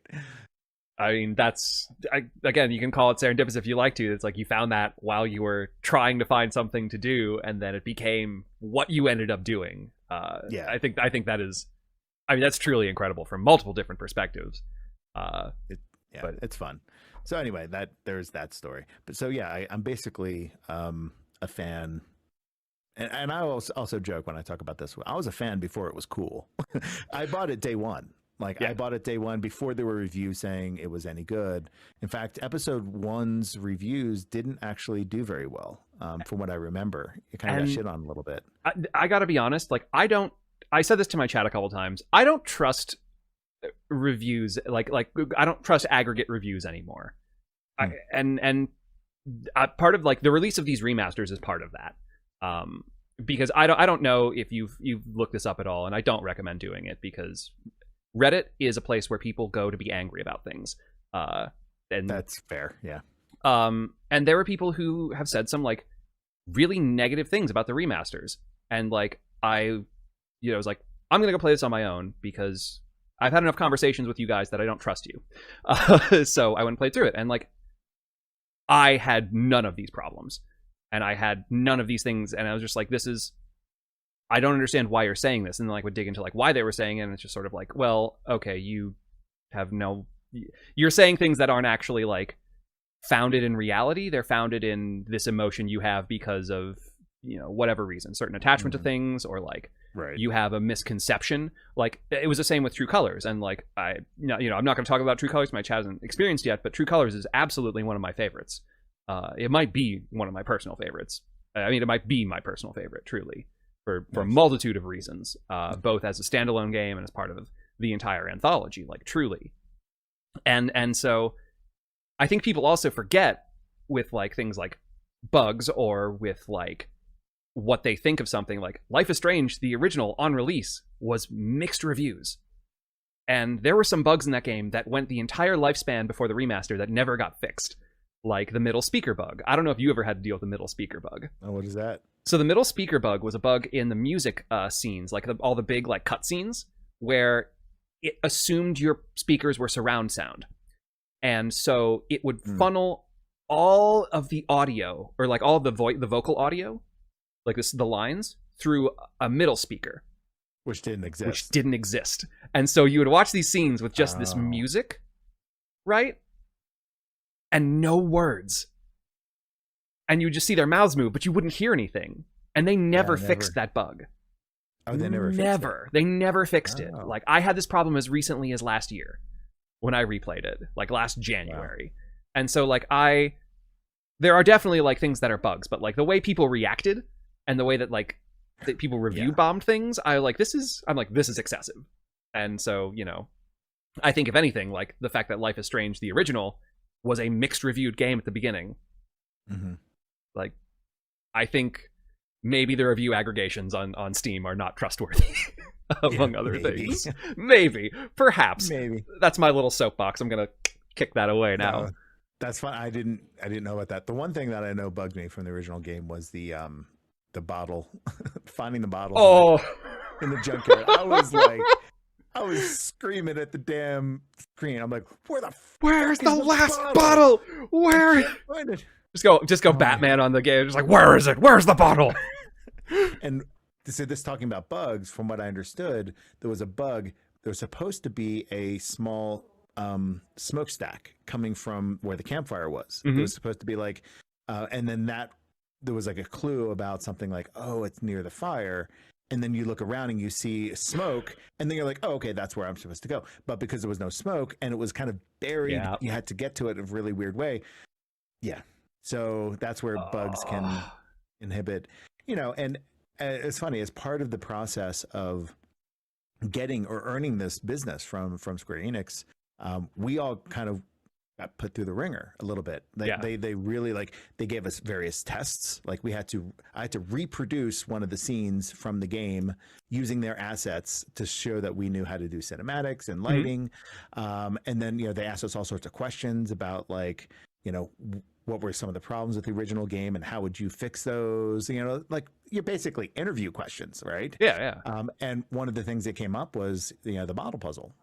And it's like, that was very frustrating for me as a player. And they said, well, how would you fix it? I just say, add a bottle, right? So that way you have more bottles than you need. And then that way you can solve it multiple ways. And I forget if that was true already or if it was... Anyway. I think the original only had the 5. But if I remember correctly, someone on your team posted on Twitter that they added 2 extra bottles in the remaster. Oh, okay. I didn't know that. Which, like, everyone was like, right. So thank you so much. So now, you can solve it without pulling your hair out. Yeah. And yeah. So it was stuff like that, right? Where we'd like have to prove to them that we understand game design. We understand how to play something that's not working right. And how do you make it better? Because that's all the game design is. It's you make a thing, you try it, you play test it either internally or externally, and you get the feedback, and then you adjust to it, and then you rinse and repeat until your game's done. So it was very the remasters in general were very, very incredible, and I say this as someone who loved the originals. Great. I like. Particularly, like I want to change tack a little bit on this one and talk about the first Life is Strange for just a moment. And I know I've asked you this before, and I think you said you personally had a little less involvement with like the Life is Strange remaster in and of itself. Right. But the question I'm going to ask you isn't so much about the remaster. So I mentioned before that I have a TikTok. The first time that I ever went viral on it was I took this like text to speech prompt that said a hero would sacrifice you to save the world, but a villain would sacrifice the world to save you. And what I followed it up with, and is the question I'm going to ask you now, with that understanding or that sort of like mantra in mind, did you save Chloe or did you save Arcadia Bay? Excellent question. Okay. So when I'm playing it through the very first time and I get to that huge decision at the end, and I was just like, Jiminy Christmas. Okay, hold on here. Emotional damage. Yeah, of course, always. It's basically a mantra for the whole series. But being able to boil it down, saying, okay, I just spent how many hours of my life? And this is maybe a more pragmatic approach to this, to answering this question. It wasn't very emotional, but I'm like, Max went through all of this effort to save her best friend and, to rewind time and figure out how to prevent her from dying. And if we just sacrifice her at the end, it was just like, why did I do any of that? It just felt like completely pointless. And it was like, no, we have to save Chloe. That was the purpose of all of this. Again, more pragmatic than it was emotional. Sorry about that.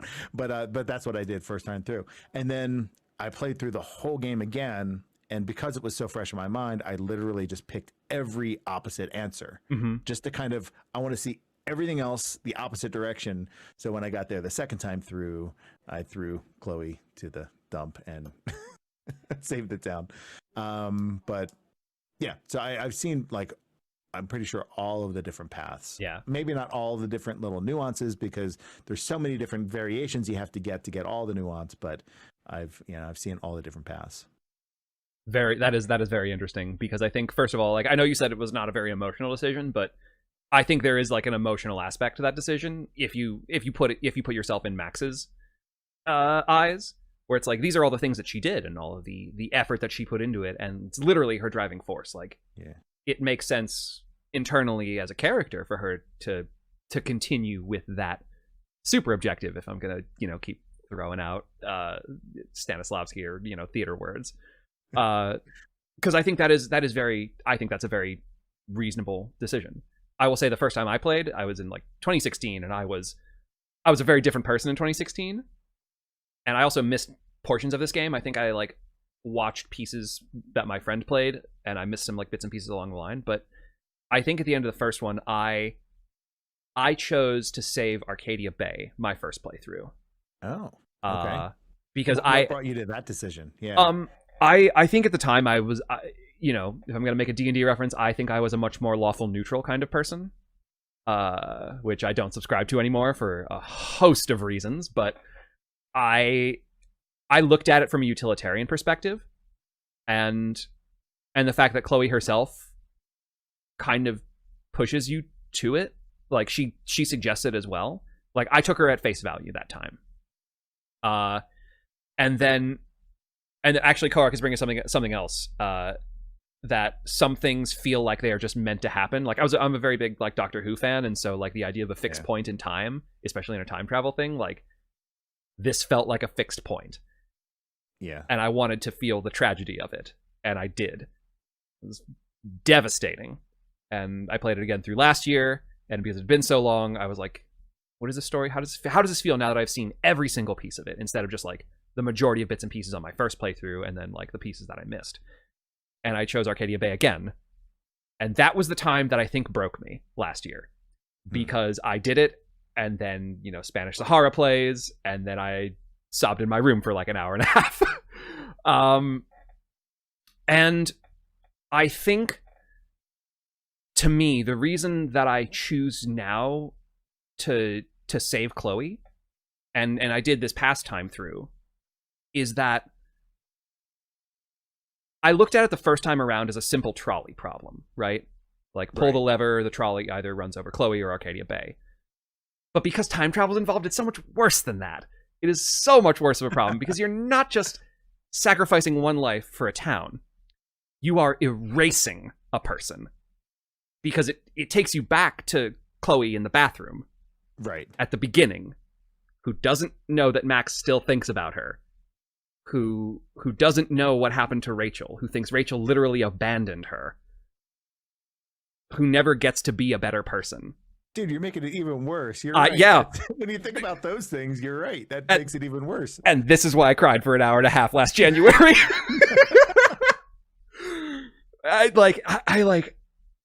And now that I think about that, after last year, like I think about that every time I get to this point, it is really difficult to want to choose that. And so like when I did it here, you can see it. I left like the stream, and like Katie had just rated, so there were like a bunch of people who were familiar with the game, and like I had my core community who never experienced it before, who were like first timers, and they were like, oh no, like, you know, they were having, you know, the world collapse in on them, and I put it to a poll, and I had like I think like 50 people in chat, and it ended up being like 53 to 47% chose to save Chloe. I didn't expect it to be that close, especially not with, you know, with like Katie Raiders, right? I thought it would have been like very heavily like save Chloe, but it was so close. And like, I'm going to be honest, like if it had gone the other way, like I cut the sound out of this video that we're seeing right now, but I was like, still like, this is so heavy, and I am like in a place, but it's just the weight of that one, I think, feels like the world is like falling in on you, and I think too much for my own good sometimes, and I thought myself into something terrible there. Apparently, yeah. Oh, wait a minute. I was gonna say something. Oh, I can't remember. So I don't know how much this plays into it, which is obviously this game has attracted a huge LGBTQ community around it, and I've said this before on my stream and to my community, which is I have no gaydar. Or my friends make fun of me that I don't have a gaydar, and I guess because I don't put a lot of people are people. Like I'm not like trying to pick people out about what they are. Like it doesn't matter. So like that's not something that's on my radar. Like I put my effort other places about, are you a dick or not? Like that's more important to me, whether if you're gay or not, right? Like I would think that's more important. So like when I played this game the first time through, I did not understand that this was how heavy gay this was. It was, for me, it was just a best friend. Like, and I've had, you know, I'm a straight white cis man, and I've had like really solid best friends that it was just like this, like you watch out for them no matter what, but it was non-romantic. So like that's how I read this entire game. Interesting. So reading that last choice was just like my best friend. Like would I want the dude that I hang out with, and we had so much fun together. Do I want to lose that? So I wonder now, for the many people who do play this game and who play it because they know it represents them and it's their community and their lifestyle, they would just pick Chloe just because how important that is to save, you know, because it's like, you know, what is it? Kill your gaze, or what is or whatever, fridging your gaze, and which is like not that. Like, if and anything, that was definitely something that was talked about a lot. And I'll say, like, from the opposite perspective, like when I first played it, I think I'm bisexual and I'm non-binary. I only realized the latter like fairly recently, but at the time I knew that I was not straight, and I think I just figured that out for the last, like, within the last year before playing that game. Oh, wow. And I remember being in the group with like my friends. It was like the person I was seeing at the time, one of my roommates, and one of my best friends from college, and we all like experienced the ending together. And I remember thinking the entire game through, I was like, they're not straight. I remember thinking it was like they're in love with each other. And I remember talking to my best friend from college, and I was talking to Charlie, and he was like discussing it the same way you were. He was discussing it in terms of like, oh yeah, like they're like, would you do that for your bestie? And I was just like thinking in the back of my head, it's like, that's not what they are though. And like, and that was like still like part of it made that decision. Like, again, I said, you know, I went with, you know, the rest of us in that group, and I said, you know, sacrifice Chloe for Arcadia Bay the first time around. But that is something that has been in my head constantly afterwards. And the fact that I do consider it like, the first story in terms of what it is not just like slice of life. It feels like an epic love story. Like the way that it is constructed, the stakes of everything, right? It's not about the fact that Max can rewind time. It's about that relationship and what that is. And I think that's what it is its unique thing. Whereas like Before the Storm in its own right feels a lot. It also feels like a love story in its own right, if that's like the choice that you go along with, which I think feels like pretty consistent throughout. But it is a very different kind of love story, right? Life is Strange 2 is a story about family and brotherhood, right? That's its particular slice of life. And then True Colors was about, to me at least, was about family and belonging and finding your family, which is like, again, I don't want to like go in too much for, you know, the chat, the community who don't know True Colors yet, but you will. We're starting it next week. Is that like each of these so far has represented an incredibly different slice of life, an incredibly different type of story. Yeah. Right. And I really think like that is one of its biggest strengths, truly. That is a challenge of any IP. It's how do you do the same but different, right? Because if you do the same, people are like, this is just the same thing. There's different characters. But if you do it too different, then you're like, this isn't anything like this. Isn't related. Like, what is this? You know? So it's like finding damned if you do, damned if you don't. Rude. Yeah, you got to find just the right balance, so that you get those feelings of this is really familiar, but it's still different enough that it's intriguing. Yeah. And if it's too familiar, then you're like, well, I know what's going to happen. This is like cookie cutter, right? Yeah, it's tough. But yeah, like I would say like if that's what you all kept that in mind when you made Before the Storm, when you made True Colors, and I think that reflected like an incredible success on those fronts. So again, from my perspective, like, well done. Cool. Well, thank you. Thank you. It is nice to hear that. Because you don't know when you're making something. You make a bunch of micro decisions and you think it's adding up to something really nice, but you don't know until you put it out. And sometimes it's been so long since you've worked on something, you don't know if it's working anymore because you've seen it too many times, whether it be a joke or an edit. And you're like, okay, the first time I watched this is emotional, but we've messed with it now. Like, does it still work? I don't know. So anyway, it's just nice to hear that. Thank you. Of course. That's all the pre-prepared questions that I have. If you're all right with it, Webb, I can open it up to the chat to see if anyone out there has anything they'd like to ask you while I've got you on. Of course. Yeah. All right. So chat, if there's anything you'd like to ask Webb, this is your time to drop it in chat. Zell's going to be keeping track of that for me, as well as like I'll be checking in on it. But if you have anything you'd like to ask, I will say there are 2 limitations for questions. The first of which is no True Colors talk, nothing outside maybe the most ephemeral stuff. I don't want any spoilers for my community who hasn't experienced it, and they will, again, starting next week. Very excited for that. Can't tell you how excited I am for that. And 2, no questions about future projects that Deck 9 is working on or that Webb is working on. So as long as we keep it within those parameters, anything that chat wants to ask, this is your time to do so. So we can go ahead and do that. While they're thinking about that, I actually have a different question from Zell, actually, regarding the ping pong ball suit. Okay. Of all of the motion capture people, all of the actors, and maybe even including yourself, the question that Zell brings up is, who complained the most having to wear the ping pong ball suit? If that's something you can answer.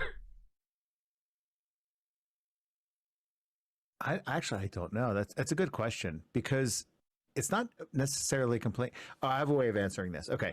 There's it's not the suit itself, because the suit is just warm and moist, and just like after the end of a day, you're just like, oh, get this thing off me. Oh, you're like, really selling the suit. It's not pleasant, right? But it's not. Everybody's in the same bucket, though. Like, it is what it is. The part that makes it maybe a little extra awful is sometimes we have to wear a chin strap, because when you're doing like anything really physical, you have to wear a chin strap so that your head, you have like a cap on or a helmet if you're doing full performance. Otherwise it shifts. And if it shifts, what happens is the character's head suddenly goes like this when you go to clean it up, and they're walking around like this for half a minute. It just doesn't look right. Oh, no. So you have to put a chin strap on to keep it from moving. And it's, first of all, it's not comfortable. And also it feels like the dog collar thing. You know, it's just like, it's like, we call it the chin strap of shame.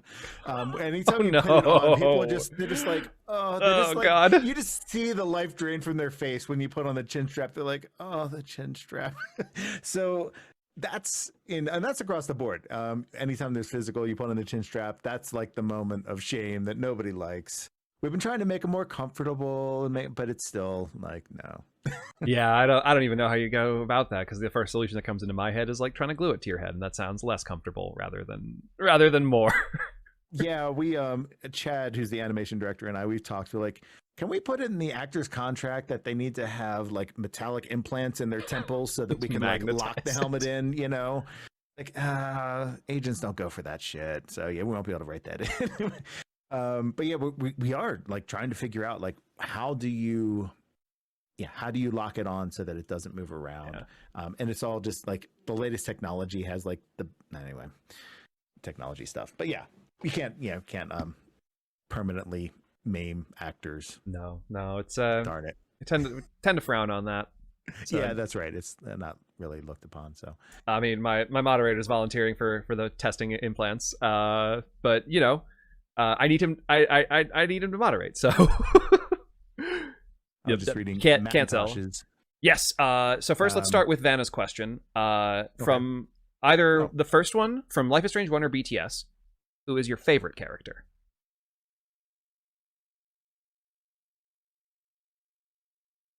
The original or BtS? I'm trying to remember back to the original, just to make sure I've got a full spectrum of choices in my mind.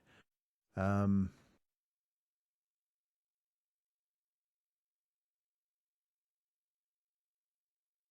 mean, I mentioned Steph earlier, but that's maybe for personal reasons, because she was a new character that, you know, our studio came up with, but I'm going to take her off the table for the sake of this. And I'm also going to take off Max and Chloe because they're too obvious. Oh, okay. Yeah, I want to find the character that, like, it's unusually the best, you know, your favorite. Yeah, I feel you. Okay, what is that?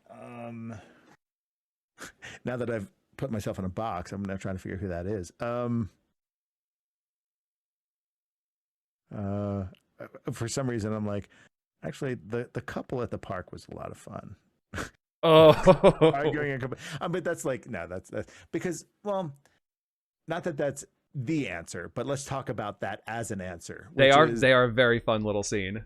They are fun, and this is another example where we had something and we knew what the answer was because we captured like the outcome of that decision.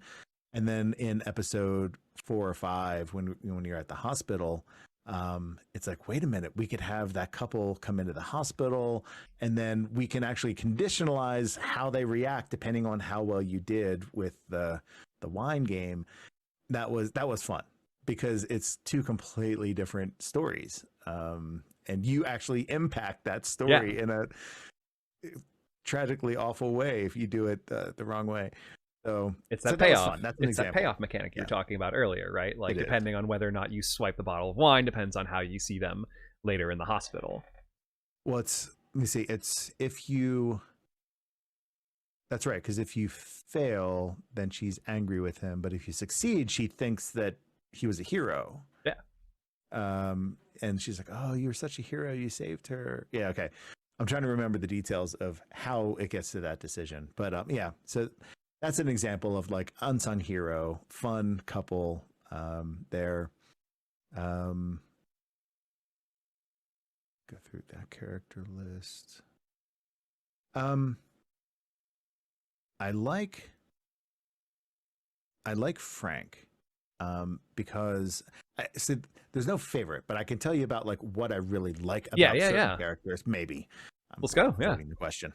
So with Frank, it's he's a complex person, like any of us are, right? He's not a bad guy. He's not a good guy. He has his own moral code, and he has his own life that he's had, and because of that, he makes certain decisions. So it was fun, and before the storm, figuring out how he could be both a bad guy and a good guy, right? So like he looks out for Chloe. He blocks those guys coming down the stairs. And says, no, you are not doing this. Like, this is totally uncool. But you know, he does definitely dabbles in the moral gray area, like with Damon and everything. Like he lets shit happen, but then he doesn't let too much of it happen, you know? And so it's, I don't know. I kind of like that because nobody's truly or evil and truly good. Like everybody has their moments. And also I kind of keep that in mind in day life, right? Which is you meet somebody who's a total asshole, take a moment and be like, you know, this could just be like this guy's worst day. Like he could have like, I don't know, his dog could have died this morning for all you know, right? Yeah. And then also when you meet somebody who's like so bubbly and perfect, be like, okay, what secret is this person hiding there? Nobody is this bubbly all the time. They have some dark secret that is just not. So anyway, I just kind of keep that in mind when you meet people, especially when you meet somebody who's having a bad day. Like that's good to kind of give somebody the benefit of the doubt. And I think like having that perspective creates more fascinating characters, like people who are often even at odds with themselves sometimes. Like I mean, Frank is definitely an example of someone who is constantly in conflict with himself throughout his time on screen, and I do find him very fascinating. And I think Chow would definitely agree with you. It's like he is neither like fully good or fully bad, but there's definitely times where like, oh, Frank, you fucked up. Like, he. But just as a character thing, just generally character development, it's a trend that we started to see. I haven't tracked the dates or anything, but like your heroes are flawed now, and your villains have good points. Yeah, it used to be like Darth Vader, black and white, Luke like Skywalker, one or the other, right? Like like you're the good guy, you're the bad guy. There is no gray area in the middle. But now it's like really interesting. Like you've got like Thanos, and you've got who's the other one I just thought of a second ago? Anyway, but it was Iron Man 3, right? Oh yeah. He just falls apart. Like dude's a mess. Yeah, but like he's a superhero, but he's having an existential crisis. And it's like, that's great because it shows that, you know, not everybody's completely put together. So even like in the real world where, you know, you've got your boss or you've got your best friend who's always put together and always doing really well, like, yeah, like they should be able to fall apart too. It's okay. Right. Human is hard to write real humans sometimes. But again, I agree then that like these characters are like very dynamic and some of like the best written I've ever seen. Your chat's like exploding with questions, and I'm still on question 1. Okay. No, it's okay. We'll get there. I'll also say like it would be too easy for me to say Chloe's my favorite. I think Brooke and Alyssa are definitely like some of my favorites. Yeah. Okay. But yeah. Let's go on to Matt and Toss's question. Was there any unused audio from before the storm that you would have felt would have been great for the game? I heard there was supposed to be a backtalk challenge with Taylor that was cut. That's right. Wow. I didn't know about this. You guys are on this. Okay. So yes, that's the only one that I can think of, Matt and Tosh. So yeah, we had in concept, we had designed that quad scene. So after, yeah, it's the quad scene where you meet Skip and, you know, all the cast of characters that Yes. you're familiar with and Before the Storm. And we wanted to have more characters reprise their roles, just because it's fun to tie in what you know with new stuff, right? Kind of a little mix of both. And Taylor was one of those characters we were going to bring back. And we even had like a, you know, character arc about how she gets to where she is, et cetera, et cetera. And yeah, we wrote content for it for episode 1. And we even went out to LA. Again, we recorded all our VOs separately for Before the Storm. And we cast a character, we cast an actor to play her, and we captured it all. But then as we're assembling it, and as we're scoping the rest of our game, we realized we don't have enough man hours. Like we didn't really have enough man hours to make the game we did. We just still made it anyway, just through tenacity. But, you know, I'm glad that, you know, somebody did some math on that and said, you know what, actually, there's not enough hours in the day to have one more character. And which character is the least or the lowest hanging fruit that could get cut and it would be okay to the overall story? And she was one of them, unfortunately. And so, yeah, we recorded a whole back talk with her. Yeah. Sometimes that's got to happen, right? I think one of the hardest lessons to do in creation is what I think a director once told me. It's called kill your darlings. And it's like, even though it's like something you love, it's just like you got to let it go for the sake of the whole. And it's sad, but like, I agree. Taylor is also one of those characters that I would say is definitely like more than she appears at first, because she has this like very mean girl, like, you know, right hand of Regina George, is that the name? From Mean Girls. I've only seen it once. I think I know who you're talking about. Yeah. But yeah, like, you know, and you find out a lot more about her even the first game, and that would, you know, she is complicated and interesting. But again, all of these characters. Got a question from Co-Rock and Roll. Did anyone play any pranks, or do you have any fun collaborative stories to share that weren't planned but made it into the game? And now I will say regarding the pranks thing, because, you know, I've been around your community for a minute. No, can't answer that on behalf of True Colors. I know, because I know the answer for that one. Oh gosh, going back to Before the Storm pranks. Oh my gosh, and something that made it into the game.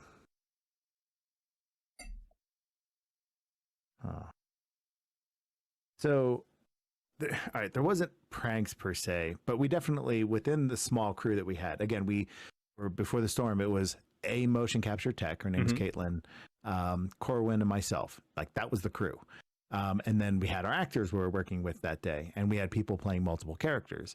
So it was basically the same, you know, same band of misfits. Of course. Everything, right. You know, BLF, Brian Landis Falcons, we call him the BLF. That's his like his trade name. He did like most of the men in the game. Like, yeah, he's Skeevy Guy. He actually did the voice of Skeevy Guy too. BLF. Oh, word. But then, you know, we had Megan played a bunch of the smaller characters. Obviously, Danielle played Rachel, all of Rachel, but she also played. Anyway, it was a mix of stuff. So, getting to the actual answer, which I'm bad at sometimes. So we didn't have any pranks, but we definitely had like just this fun camaraderie. Like, it was always, okay, time to mocap. Let's have some fun. We'll get down to it. We'll get the work done, but we'll have fun doing it. One of the things that always came up was this concept of a Webb Minute. A Webb Minute. A Webb Minute. So what was happening is the script was being written so furiously as we were shooting. It's like laying the track from the train as the train is moving. It was that fast. So sometimes I would show up to set and we'd have pages coming in while we were shooting. Like, they were finishing up pieces to scenes that we were shooting. Literally hot off the press. Hot off the press. So what would happen is I'd be working with the actors, we'd working through a piece, and I'm like, I just got this maybe even yesterday, and I'm not quite sure I could make a decision here. I could do this or I could do that, but that decision is going to have drastic consequences later. So I need to know which way I want to steer this. So I would say, hey guys, I'll be back in a minute. I need to go talk to writers. well, I'll go visit writers and they would tell me one thing, and then I have to visit the environment artist, and then I have to get with character team. Hey, character, are we going to have a bracelet on this character or not? Or is there going to be a tattoo? And then like, seriously, like 30, 40 minutes later, I show back up to set and everybody just like hanging out, laying down. Yeah. And I'm like, all right, guys, I'm back. I'm ready to go. Like, wow, that was a long minute. Time for me. Yeah, exactly. So that was the joke. It's like somebody even wrote the calculation of how to calculate a Webb minute. It looked like a something out of A Beautiful Mind with like all of these like equations and stuff equals 1 Webb minute. It was really funny. And that's amazing all the time. Like, all right, Webb, I'll see you in a minute. And I was like, oh, I get it, guys. I get it. It was all good fun though, because it was hard. Like flying by the seat of our pants like that. I was used to it though. Like independent film is that. I mean, it's you are making stuff up as you go sometimes because it's happening in the moment versus, like Hollywood where it happens, but you then schedule, oh, we're going to pick this up later. All right, let's schedule for another day. Independent film, well, we've got the cast for today and tomorrow, so we're going to shoot something. Let's figure out what that is. It felt a little bit more like independent film where it's like we have to get something. We have to keep going. And there's definitely a lot of fun in like independent film and like kind of flying by the seat of your pants. Like the energy of that is like unmatched. God, it's been years. Yeah, but I think there's also a value to it that people underplay.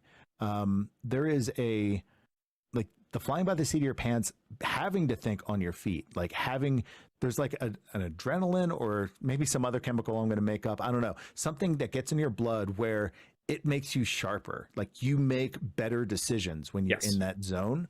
Versus if you kind of get to this thing where everything is pre-planned and everything is pre-vised and you match all these decisions, you kind of get a little lazy. And when you get to set and there's a problem, you're not ready for it. You're like, well, I don't know what to do. We pre-vised it and we don't know what to do. Like you don't know who to call. So anyway, I see huge value in it. I think it also often results in a lot more creativity because all you have is the information at hand and make a decision. So. We call that in stage combat, we call that the flow state. It's where it's just like your soft focus becomes so perceptive and just you don't improv stage combat obviously, but it's that same energy where you're suddenly aware of everything at once and then you are more precise with everything you are doing. It's that same kind of thing. That's right. Yeah. I got some more questions. I think we're gonna, for the sake of time, I think these are the last couple questions we're going to do. I got one more from Matt. Matt and Tosh. Let me scroll back and find it. Was there a scene where we were going to help dress Frank's wound in episode 3? I've heard about this before. I've heard about this. How did you guys hear about this? Okay. You would be surprised the kind of stuff that's on the internet. Because I did a little Google searching and I found out about this too. I forget what I talk about on stream too, because I know my first couple streams when I started streaming, I would talk about things and I would just kind of throw them away. And now they're coming back. Oh, that's right. Maybe I mentioned that. So, all right. No, it wasn't episode 3. Wait, it was episode. Yeah. When is it that you show up to? It's episode. Oh, episode 3. Yeah, it is episode 3. So I'm thinking 5 episodes again because I've been in 5 episode land for 4 years. So yeah, episode 3 with showing up and you see the blood on the RV. Yes, we had again a whole scene there, and for a variety of different reasons it was cut. But yeah, we even captured all the mocap for it. So like Chloe would open the door, you'd have this free roam where you could walk around inside the RV, and Frank was in the back and he was hurt pretty bad, so you had to find various things to help patch him up. And then and he tells you information about where Damon is and what's going on, and then you go and and you do your thing. Now I think it was a scope thing, which usually precipitates this, right? Which is we have too much content, something has to go.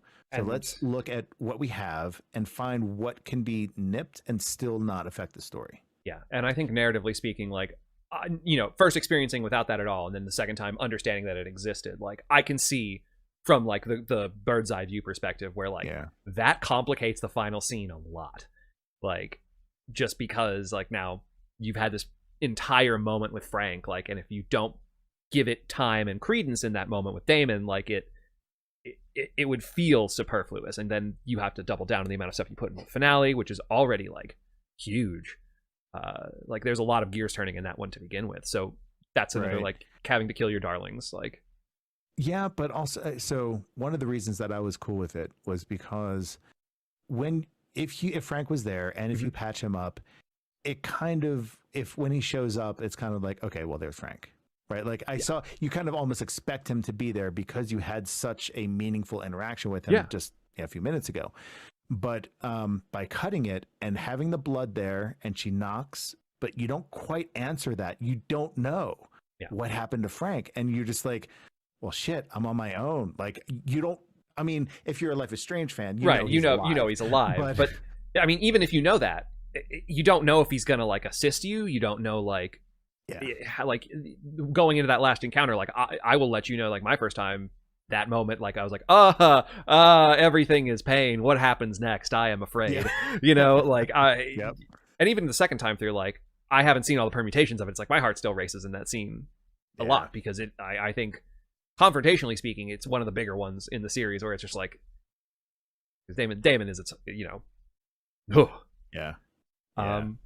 speaking of Frank, and I think this is going to be the last question, but it might be the most important question. Okay. In Frank's RV, whose idea was it to have the entire cabinet of beans? I don't remember, but I remember when somebody said, hey, we're going to do this. I was just like, yes, please. Like, that is just the best. It's just fan service all over the place. That is so good. When we talk about like prequel fan service stuff, like that is what we mean by wanting prequel fan service. Like, you know, I think I talked in my chat about this, is like the threat, or not the threat, but one of the challenges of prequels is like you don't want it to be like the Star Wars prequels where, like, you know, R2-D2 is now aware of everything forever and he was there the whole time, and now like the continuity is completely insane. But it's like the little bits of things, like, God, Frank really likes beans, doesn't he? Like that is what we are here for. That is the fan service that we crave. It's small stuff, right? Because if you put it too much in the line of fire, it then becomes like obvious and like, oh, really? Like, yeah, I like the stuff putting it off to the sides so that if you choose to discover it because you're a super fan and you're looking around, be like, oh, that's cool, right? But yeah, and I mean, like, I could go on forever and ever to talk about like the things that I thought, all of like the things that's like the payoffs for Chloe were so like well constructed. It's like honestly, you finish Before the Storm, and I feel like you can then walk back into Life is Strange and be like, I now understand all of like the things that are going on in her brain coming into that. Yeah. Whereas before, like, you never get the answers to those questions entirely. You get the sense of who she is, but maybe not like how she got to where she is. And that is the question of the prequel. And how well you answer that is a determination of how well you did it. And doing it without causing these like complicated retconning time loops is a massive challenge. But again, like, I think if you put it to the test of like every prequel that I could find in popular media, I would say it passes that bar with flying colors. Well, cool. One of the goals we had was to make sure that the games could be played in either order. That was something that was important to me. And we kind of also wanted to make sure we mentioned that in the media. I don't know if that actually got out there or not. But one thing, I don't know about you, but like when I go to play a game, I'm like, oh, I heard that, I don't know, Assassin's Creed is a really good game. I'm like, oh, shit. Like, I gotta go back and play one. Like, I gotta, you know, you got to build up to it. You can't just jump into the latest and greatest. And or at least that's the way I feel. Like, you've got to earn it. So I'm like, okay, we're going to do a prequel. I don't want people to feel like they have to play one to enjoy the prequel, or have to play our game in order to play the first one. You should be able to enjoy them in either order. Funny story. One of my friends who I met in the last year, who I like ended up talking to a bunch because they were playing through Life is Strange, they actually played it in timeline order. They played Before the Storm first, and then went on to play the original. And so, like, they have such a unique perspective, whereas, like, I come from the side where I played, you know, Life is Strange and then played Before the Storm.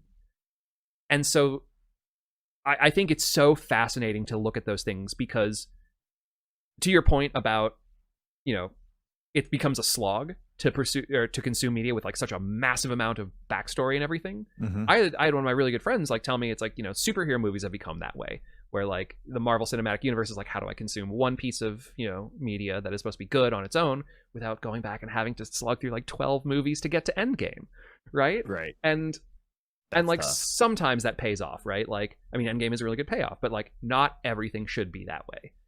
And knowing that you guys made sure that it's like you can do like that it was a stated goal when you were creating it, that it could be consumed in any order. Like that is, I think that is an incredible service. And the fans thank you for it.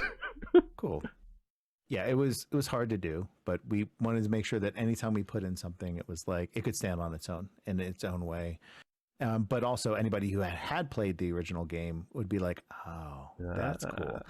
But also the other way around, right? Which is you play the game and you're like, okay, this is good information.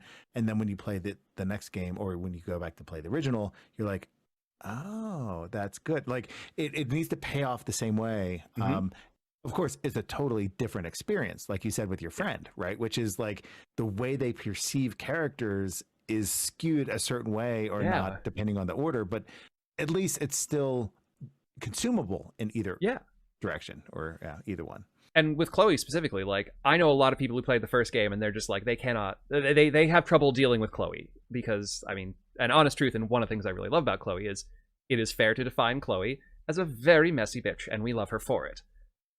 But it's like, she is so abrasive in the first one, but if you play through Before the Storm first, and you don't experience that Chloe until after going through, you know, the Chloe Price compassion simulator that is Before the Storm, and you're just like, wow, like how did she, like, oh my god, like what's happened? Where is Rachel? Like, can you imagine? I can't, but it's like I want to know what it's like to go to the mindset of playing the first one and then getting into the second and be like, where is Rachel? Like, how did we lose Rachel? Can you imagine? Yeah, I'm trying to imagine, like, now. All right, so I've played Before the Storm, and I know this whole story. Cool. I open this, new Life is Strange game. Cool, let's play it. Okay, who is, Max wakes up. Oh, I remember her from Farewell. Okay, cool. Oh, this is going to be a story about Max. That's cool. You play. Chloe pulls up in the truck, and you're like, oh, sweet. We get to interact with Chloe. We get to play a whole game as her. Now we get to kind of interact with her through Max. That's great. And then, but then along the way, you see those posters, missing Rachel. And you're like, wait, no. Yeah. No, how is this? And then, of course, you get to the bedroom scene where, she's like, I'm looking for her, whatever. Oh man, can you imagine like if that's when you play through Before the Storm and then you experience Chloe like listening wistfully to Santa Monica Dream after playing through that's gotta be. Remember how I said my brain does like too much and I cause my own emotional damage? I might have just done that right there. Cause my own emotional damage. I think that sums it up pretty well. Yeah. Oh man, that is. Oh man. All right. I think. Webb, I think that's the end of questions that we've got.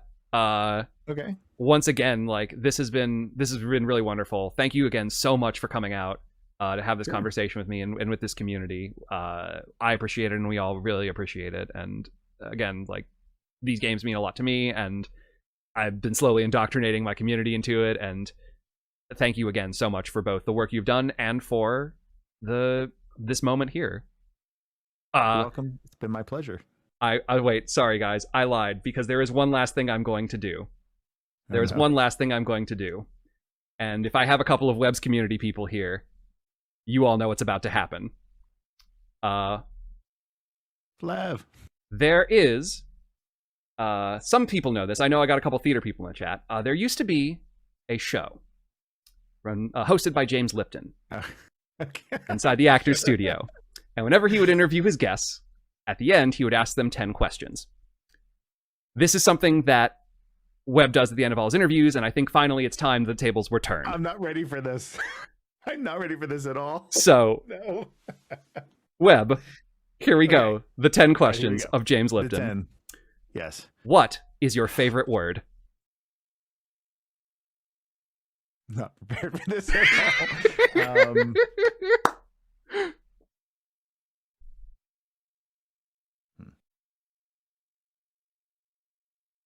say love. Love. Hmm. Excellent. What is your least favorite word? Can't.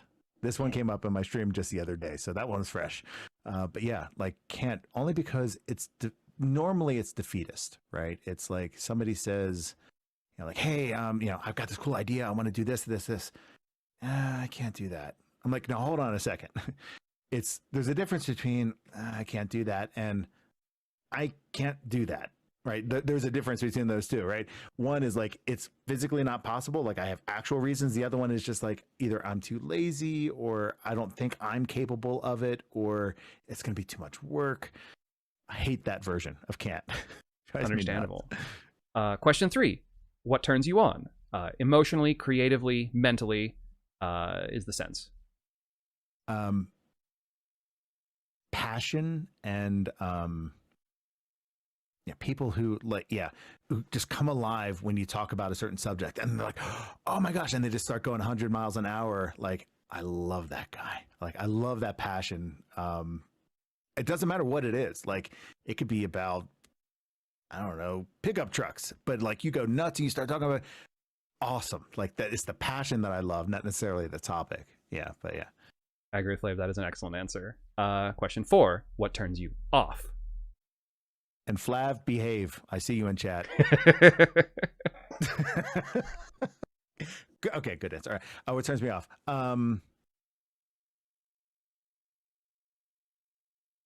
See, where's the? I'm trying to find the vibe. It's kind of coming around the same can't thing, right? The people who are just, who like to shoot things down and put them aside and not want to move forward. Because the world is always moving forward, whether we want it to or not. Things are going to keep going. I understand some people want to hold on to things that are working. They don't want anything to change. This is working.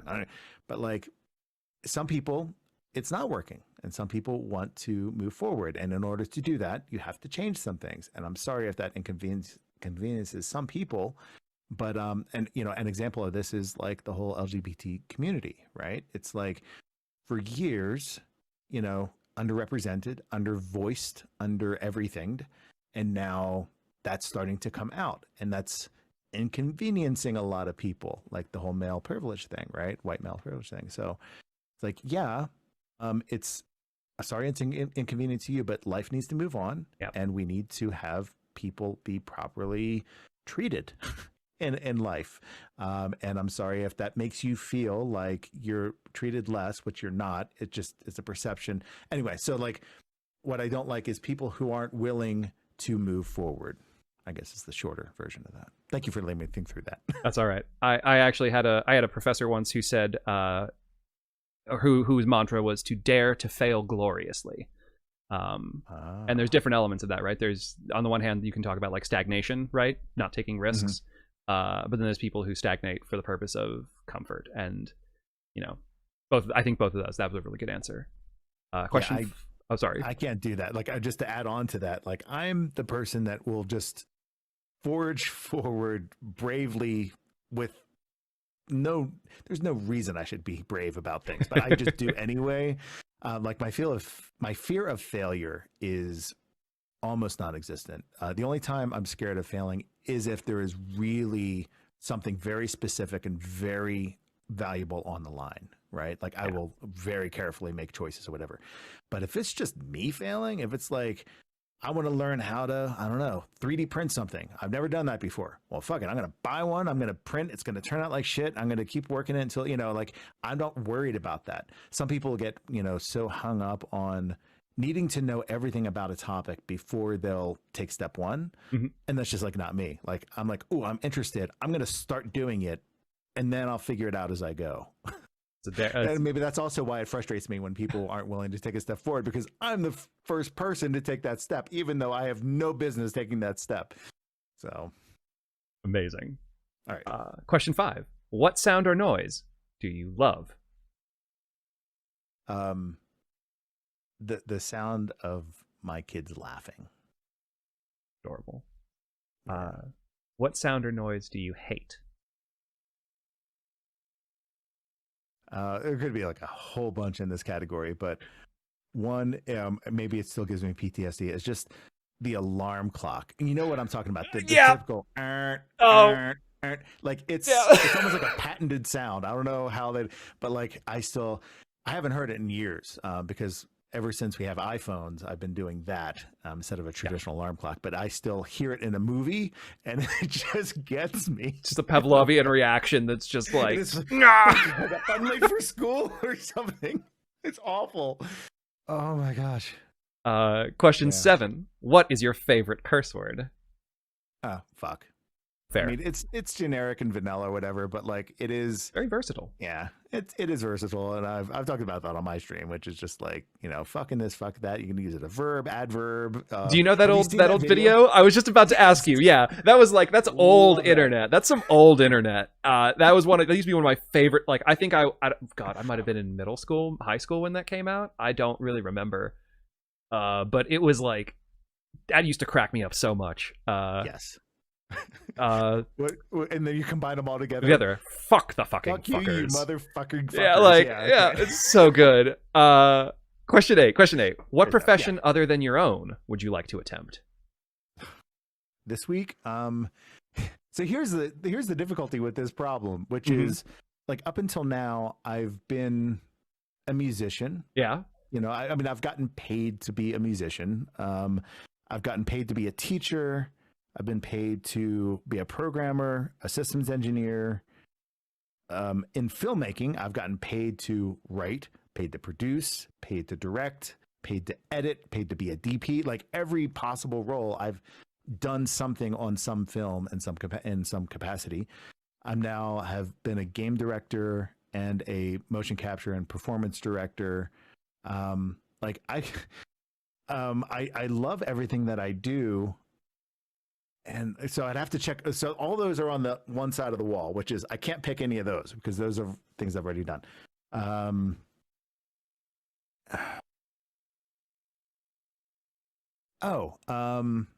Okay.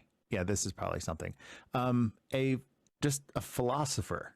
Oh, all right. I don't know why. Like, I don't even know. That's not even a job. Like, it's not like you go like, hey, it's a profession. The phone book. Let's go find a philosopher. You know, like, you know, you don't get a philosopher. You get a plumber and you get an electrician. But like, you know, like, yeah, I'm having a little ennui this morning. I think I'm gonna call a philosopher and maybe figure out what's going on with that.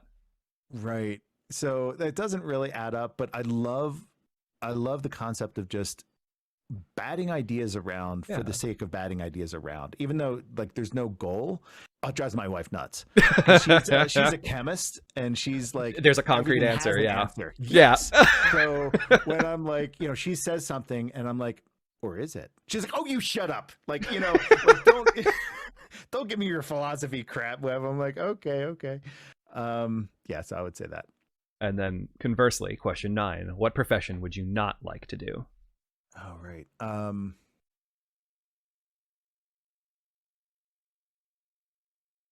See, I really got to think about these because I have not prepared myself over this whole last year. I've been barraging these people with these questions, and now it's like the tables turn. How the turntables, Webb. All right, let's see. Not what to do. I'll think of something if you just give me a couple seconds. Sure. All right, let me think through it. All right, I'm gonna sound it out, verbally sound it out. Here we go. So let's see. What do I not enjoy doing? Here's the problem. I enjoy doing a lot. Like, even you're like, you know, do you enjoy doing like menial tasks? Oh, I love it. It's nice to like do something really valid, like creatively, and then turn around and just spend 2 hours cleaning out your inbox or like going through old files and just deleting stuff, like totally meaningless or worthless. I enjoy it. So it's like, hey, would you like to be, you know, somebody who does that? I'm like, yeah, that sounds fine. Like I'm cool. All right, so let's go down. Maybe is it like plumber? Oh, let's think like dirtiest jobs, right? There's guys that like have to do crazy stuff like that. But even that, I think it's fascinating. Really? Like, only because it's so, I don't know, it's so adventurous, right? Like you'd show up and like okay, I've got to like maybe I don't know, it's problem solving. Every job ends up being problem solving. It's just a different kind of problem. So that always fascinates me. All right, okay, all right. I think I may have found one. Okay. And I somehow jumped to this conclusion, which is a surgeon. Oh, okay. Yeah, okay. I think I know why. Thank you for hanging with me on that one. Oh, that's good. As a surgeon, like it's literally life or death, right? Like you have to follow a codified ritual of procedures and structured learning that you have done over the course of like 10 years of your life that culminate in the specific surgery. And if you do anything out of order or anything slightly irregular, you know, somebody could die. And you can't just be like, you can't improv. You can't be like, oh, I think I'm going to just throw one stitch on this today just because I want to see what happens. Like, and I do that shit all the time, right? Like, I'm like, I wonder what happens. I'm just going to try it this way. Because we get so stuck creatively. I never want to, I want to keep challenging what I think is true in order to, you know, keep that evolving. So yeah. I was going to say, like, surgeon. if you were struggling to come up with something, I was going to say the observation that I was going to make was anything that required you to follow anything by rote, I think was going to be a problem for you. Because like that, just from the conversation that we've had, I can tell it is always asking how or why. It is the kind of like questioning that rote things that have to be like and you picked the one thing, like you took it to the extreme, you took it to the one thing that has to be that way, because if it doesn't, the stakes are not, it is not acceptable to go outside the boundaries. Right. All right. I would be awful at that. And question 10. If heaven exists, what would you like to hear God say when you arrive at the pearly gates?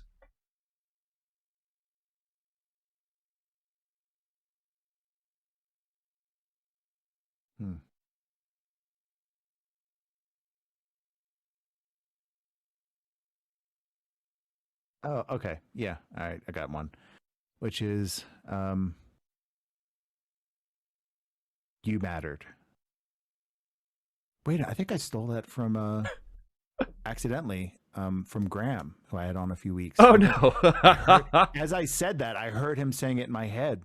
And it really does boil down to that, because one of the things that I've always challenged myself with is, it's like a bucket list. It's like the top bucket list item, which is I want to, by the time I'm off this earth and can't do anything anymore and dead, I want to have done something that has profoundly and positively, you have to add the positively, because you can profoundly affect people's lives. Yeah, very true. Very true.